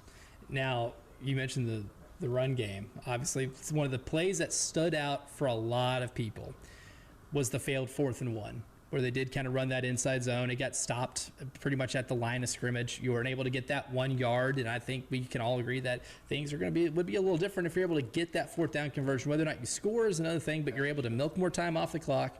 You're able to keep your defense on the sideline, collectively catch their breath a little bit.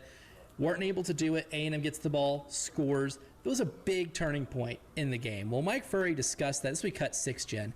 Mike Furrey discussed the thought process behind going forward on 4th and 1 and the play call that they made in that situation. I think it was just the icing on the cake of the turning point of the game. I think there was some moments. I think the guys started feeling a little bit. This was my decision last week. Do I go in the box? We had talked about it. Do I go in the box or do I stay on the field?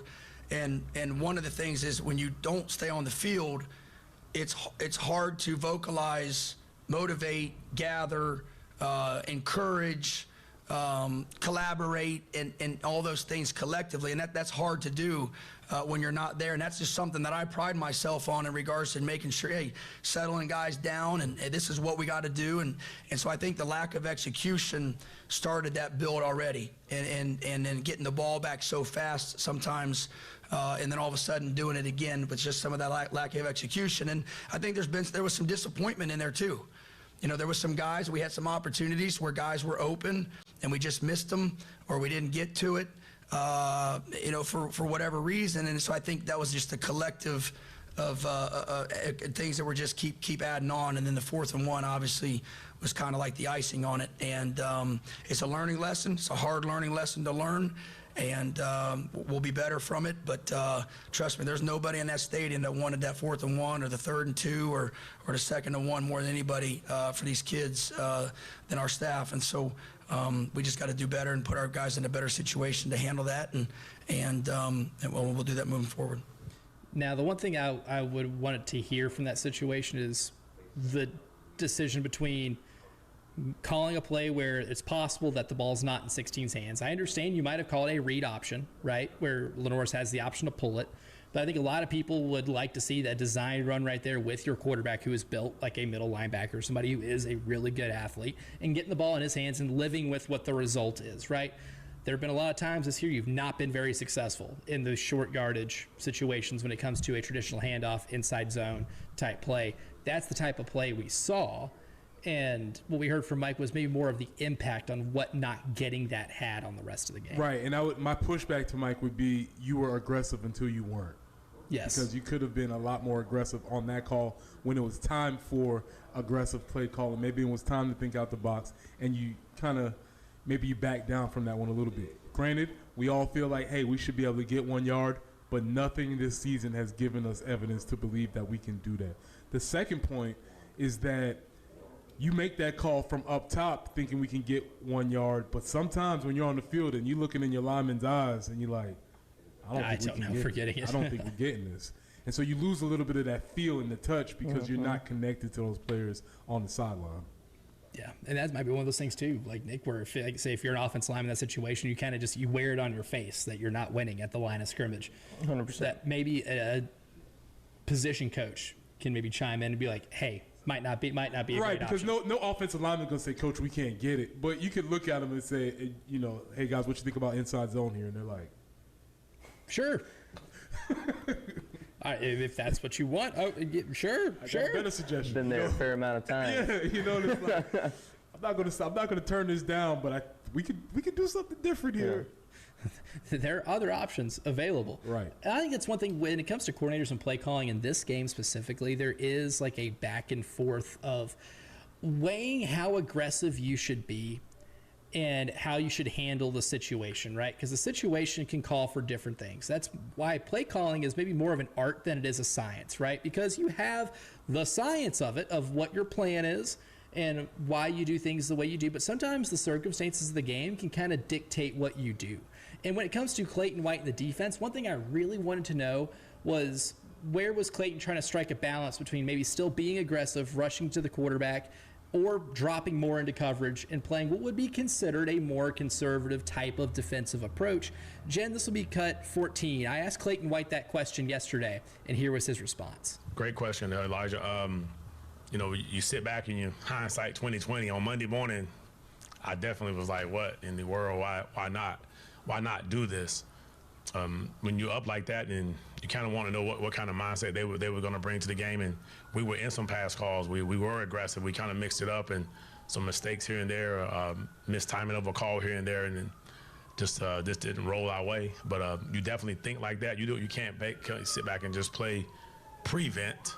But there is times for things like that. But obviously, you definitely don't want to have them to strike as fast as they did. I think that was the main thing that kind of caught us off guard.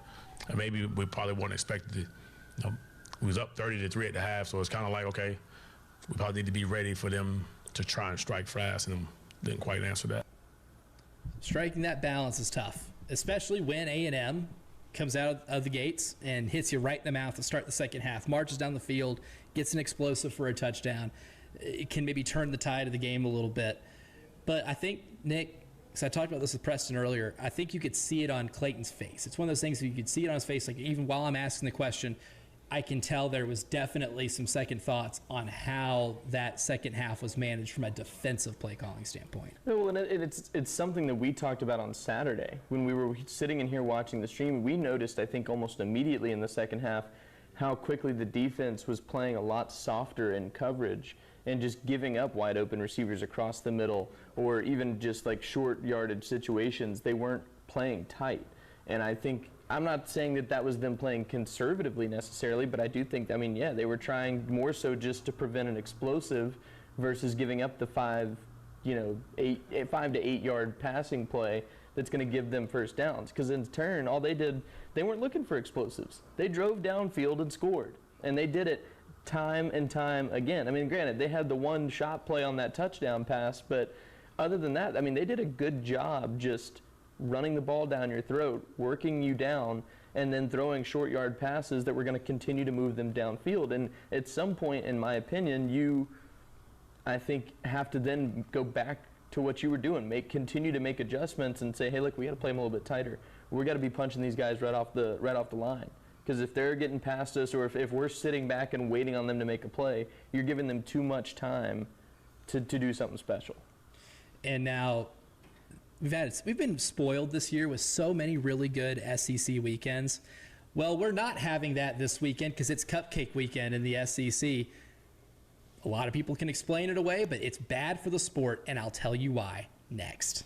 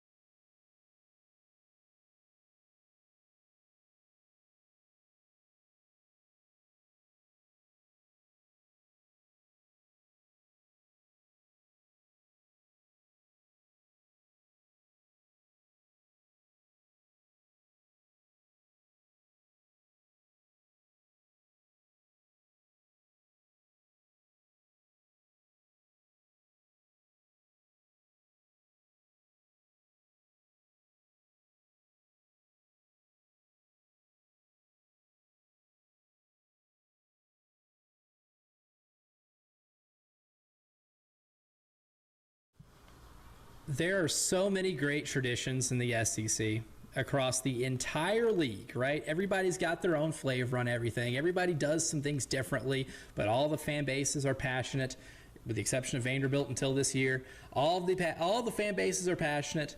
You have a lot of cool wrinkles and different approaches to college football across the Southeastern Conference, from the traditional members to the new members. But one thing that they all unite in is that in the week before Thanksgiving week, they decide to play absolutely nobody. Yes, I understand the SEC is a grind. It is a hard schedule, and you can't just play your games all season long. You have to have non-conference games. You have to have filler.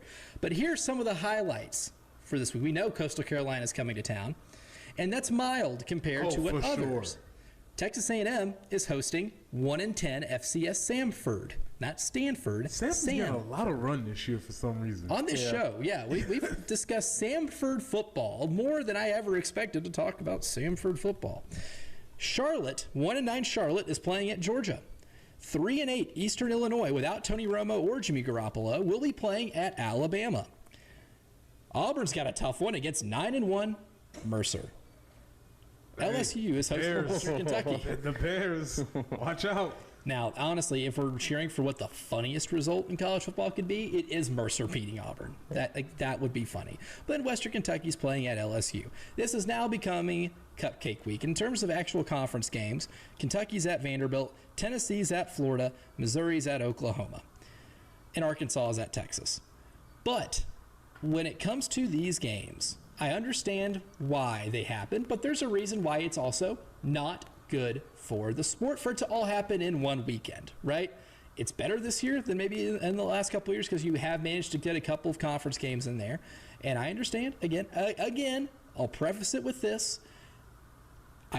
You have to schedule games, right? And there's not going to be a lot of power conference opponents that are going to want to schedule you late in their conference season. I totally get it.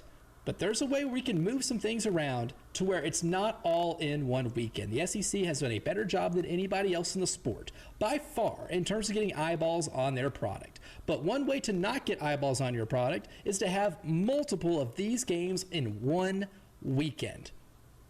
When your highlight game of the weekend as a league, it's still a ranked-on-ranked matchup, but let's be real. Missouri with a third-string quarterback going to Norman is not the same matchup it would have been at the beginning of the year. The SEC can't help that, and I appreciate the attempt. But having all these happen in one weekend, genuinely bad for the sport.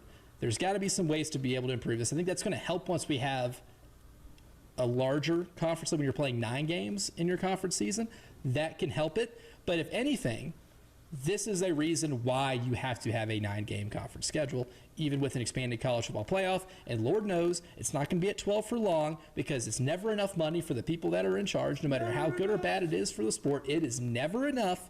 We're going to find ourselves in a position where we're maybe getting 16. I know the Big Ten wants 24, and they want a lot of things that aren't going to be necessarily good for the sport either.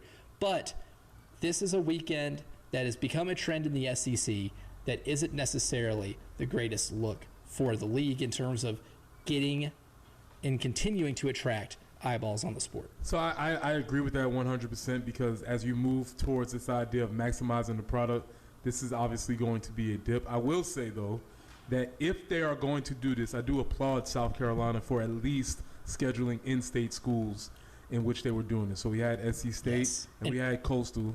And I think that is if this is going to be a model, I think every state should take on that sort of thing to help those other schools, get those other schools exposure, and get those other schools opportunities. I mean, those guys in the upstate are playing Furman this weekend, too. So, right, I mean, another one, and I think there's a lot of credit to be said for that strategy. I don't think that should be the strategy, but if you are doing it, I think this is the way to go about it. Or at least make it an FBS opponent, right? Like LSU's got Western Kentucky.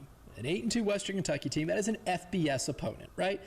That's a very gettable non-conference game where it's a team that's at the G5 level, pretty good, and you will take having that game as opposed to playing like Southeast Louisiana, which they've also played earlier this year. They got that one out of the way, so I applaud them for at least not getting it all on one weekend. But it's such a boring weekend in the SEC every year when this happens because we're going to get 60 to 10 games. We're going to get some absurd scores. And when you've already like I believe in striking while the iron's hot, and the iron is so hot in the SEC because if you just look at what people are watching every week, it's always the SEC games on ABC. And it's not the SEC's fault Florida's quit on the season and they're 3-7 and playing Tennessee. Not their fault. It's not their fault, Bo Perbula got hurt, is out for the year, and that diminishes what the Missouri-Oklahoma game's going to be. But at some point, some solidarity, not having all of these games played on the same weekend is going to have to be figured out. Well, the reason why the coaches simultaneously did not necessarily want to go to 9 games while also protecting these games is because when you just get past a little bit in that contract, there's some financial incentives for wins and bowls. And there's no asterisk by how many wins you need to get to a bowl game. It just says 6. Doesn't matter who those 6 are against. Mark Stoops. Mark Stoops, right? A master at that. A master at doing that. So they definitely have a conflict of interest when it comes to this conversation. But if we're talking about maximizing revenue, well, I think we're going to find out on Saturday, despite the season that I have, yes, people are going to show up, but not the amount of people that would have showed up for a quote-unquote big-time game. Yeah. So college football, like many things, has to figure out what and who do they want to be. And the real perpetrators of this, like for this weekend, are the ones who are scheduling FCS teams. Texas A&M, I'm looking at you. Who do Alabama, they have again? They have Samford. Yeah, that's right. Our boys. That's the one that Kirk Herbstreit forgot who they were like a couple weeks ago. Easy to forget, right? Get it. They're 1-10 on the season. It's easy to forget, even if you are a lover of FCS football. Alabama, I'm looking at you. Auburn, I'm looking at you. Those are the schools where I'm like, come on, man. Like, FCS opponents, especially this late in the season, also does your team no good. How is playing Mercer going to prepare Auburn for the Iron Bowl? Right? You can still get a player hurt. We know around here, Connor Shaw got hurt playing against Wofford. Now, thankfully, Dylan Thompson had the Dylan Thompson game, and you end up beating Clemson the next week. But, man, our thoughts on that game against Wofford would have changed a whole lot more if they did not win that game. Well, that's the nature of football because cliche as it is, every play could be your last play. And so while we as the fans can take the week off and make assumptions about how the game is, you can't do that once you step into the lines. And so there's really no time off. You need to go out there and handle business early so that maybe you can get your players off the field and rest them. But you mess around and you get into a dogfight, you don't know what could happen. Yeah, and that's always just been a big gripe of mine. And I will say it's been worse in other years. But every time this week rolls around, I always kind of roll my eyes a little bit. And I'm like, well, I can take a lot of football watching off this week because I don't have to see how Auburn's going to do against Alabama when the previous week they're playing those type of schools. Just wish we could balance that out a little bit to where you don't have a lot of these games on the same or in the same week, right? They'll find a way. And ultimately with a 9-game conference schedule, it's probably your elixir to all of this. But for now, this year at least, we got to put up with it for one more season. Got to get into some NFL stuff because I've got a would you rather plan for both of you guys. Got some fun questions. We're going to put our thinking caps on. We'll do that starting next.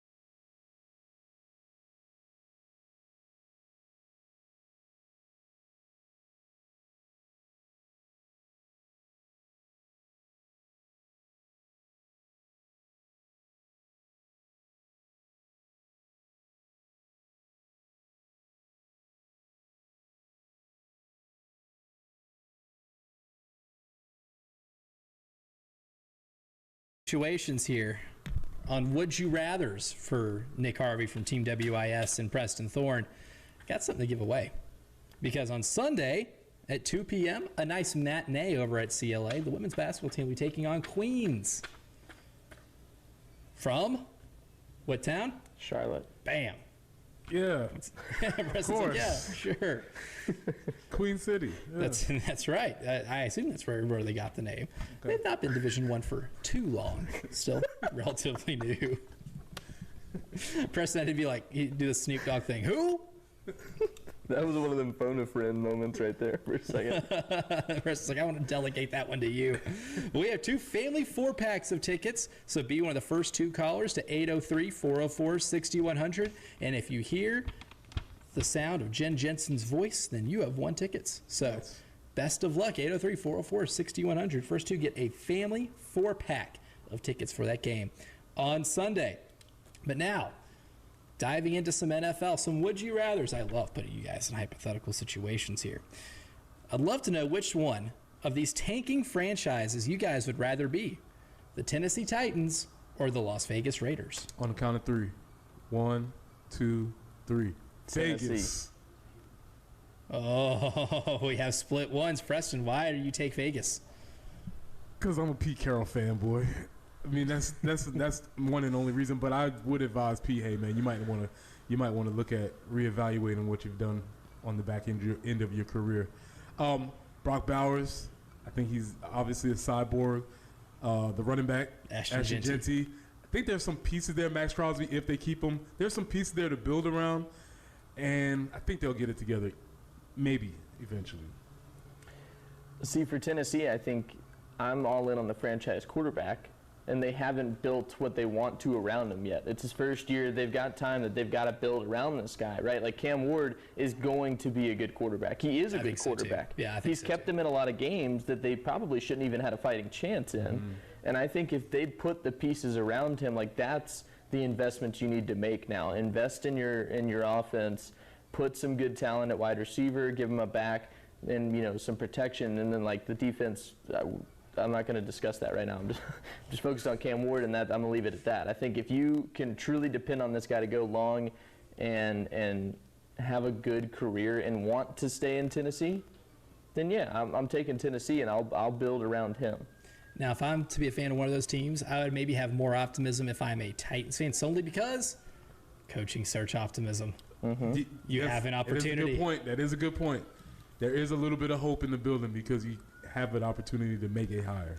Now, I do have some friends who were at that Titans-Texans game on Sunday, and the word that I got, the most commonly used word to describe attendance, pathetic. Okay. Yeah. Maybe the most checked out fan base in all of sports, Tennessee Titans. Well, we talk about windows. I mean, we were just having this conversation. The Texans were right there, right? We had a young and hot coach, young quarterback. It was all going in the right direction. Now I don't know. Interesting thing you mentioned the Texans, because who would you rather be a fan of for your team to make the playoffs? The Houston Texans or the Jacksonville Jaguars, who have seemingly not put together 2 good weeks back to back, but will have a broad spectrum of extremes? 1, 2, 3. Jaguars. Ooh. 2 different ones to start. I think it all goes to the quarterback. For some reason, maybe it's because I've just saw him early in his career. I haven't lost the luster. I've given him the excuse about Urban Meyer. I still think I have a little bit of hope in Trevor. I think the upside's so big. I still think, yeah. But sometimes he'll make some plays where you're like, dude, what? You're in the league too long now to still be trying to make that throw. I think I could have a biased opinion because I'm picking Houston primarily because of Trevor Lawrence. I am not a huge fan of him. Gotcha. I don't know. I think he to me, he hasn't picked a style as a quarterback. Like every now and then you'll see him bust out a 30-yard run, and then the rest of the time he's a pocket passer. Like it just doesn't make sense to me, and I don't discredit what he's done. He's done some incredible things since he's been in Jacksonville. He obviously did some great things when he was at Clemson. I just am not a huge fan of him as a quarterback. I wouldn't want him. For Houston, there's so many health issues. That's where I have so little optimism. Now, I think from a coaching standpoint, if there's a team or a coach that I trust to be able to still make your defense really good despite having a lot of your stars banged up, D'Amico Ryans is good of a coach in terms of coaching defense as there is in the NFL. They got to figure out that offense, and a lot of that is because of injuries, right? But I think I trust D'Amico Ryans to get them better in shape more so.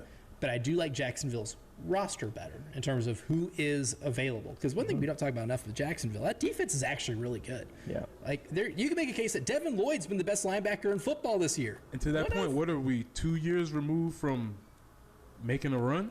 Right? What was that? 2 years ago they were. Oh, where they erased a 3 or 4 touchdown deficit against the Chargers in the playoffs. So I mean, the NFL is fickle. You gotta have this. You gotta have stability. Right. And holding Los Angeles to 6 points on Sunday was definitely an eye opener. And also, my brother, who's a lifelong Jags fan, can't figure them out. He watches them every week. Has Sunday ticket. Watches them every week. Can't figure out. He cannot figure out how that team just even operates. But which surprise, first place team would you rather be in terms of making a run deep into the playoffs? The New England Patriots or Jen Jensen's Chicago Bears? 1, 2, 3. New Patriots. Yeah. I think so. I mean, listen, man. Sorry, Jen. Sorry about that, Jen. I think I just believe in Vrabes. Quarterbacks coming along. All the same things we always coach quarterback. Do they have it? It's funny how we're talking about Vrabes doing this with the Patriots, and then the other conversation we just had about the Tennessee Titans on the other side. I wonder what changed with that franchise. I can't put my finger on it. That's fascinating. But, yeah, I think I would say the Patriots. I completely agree. Yeah, Drake May has been phenomenal this year. But it's another thing, right, where you've got a really good quarterback. You know he's good. You got to build around him. And look at what they did in the offseason. They've got a good run game other than, what's his name, Raquandre Stevenson, I think it is. Ramondre Stevenson. But Stephon Diggs is another one. Like they put talent there to help supplement what Drake May is capable of doing. And you've got Mike Vrabel, and I love Mike Vrabel. If there's anybody who's easier to root for, it's him. Yeah. There is not more of a y'all's type of football coach than Mike Vrabel. For sure. That's 100% true. For sure. And that's the thing. As somebody who witnessed up close that turnaround that they had, because before Mike Vrabel got there, they're in a very similar position they are right now. He made them winners instantly, right? Like that guy, don't know what it is, what the secret juice is, but out of all the Belichick former coaches or players who have gone on to coach who have been wildly unsuccessful, Mike Vrabel's been the opposite. Like you put that guy anywhere in the NFL and you're going to get results right away, even if your franchise is a little dysfunctional from the top, which the Tennessee Titans, pretty dysfunctional from the top. Mike Vrabel's a winner, a proven winner. We'll give you our proven winners of today's show coming up next.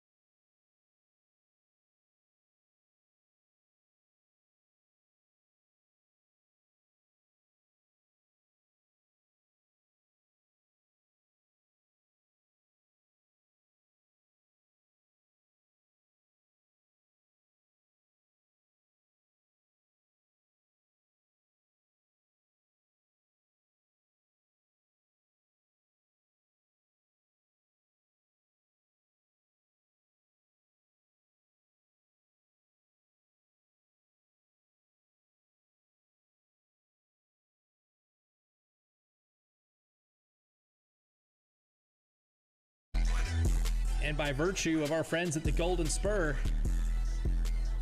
we got you winners. We definitely have winners for Mike Singletary.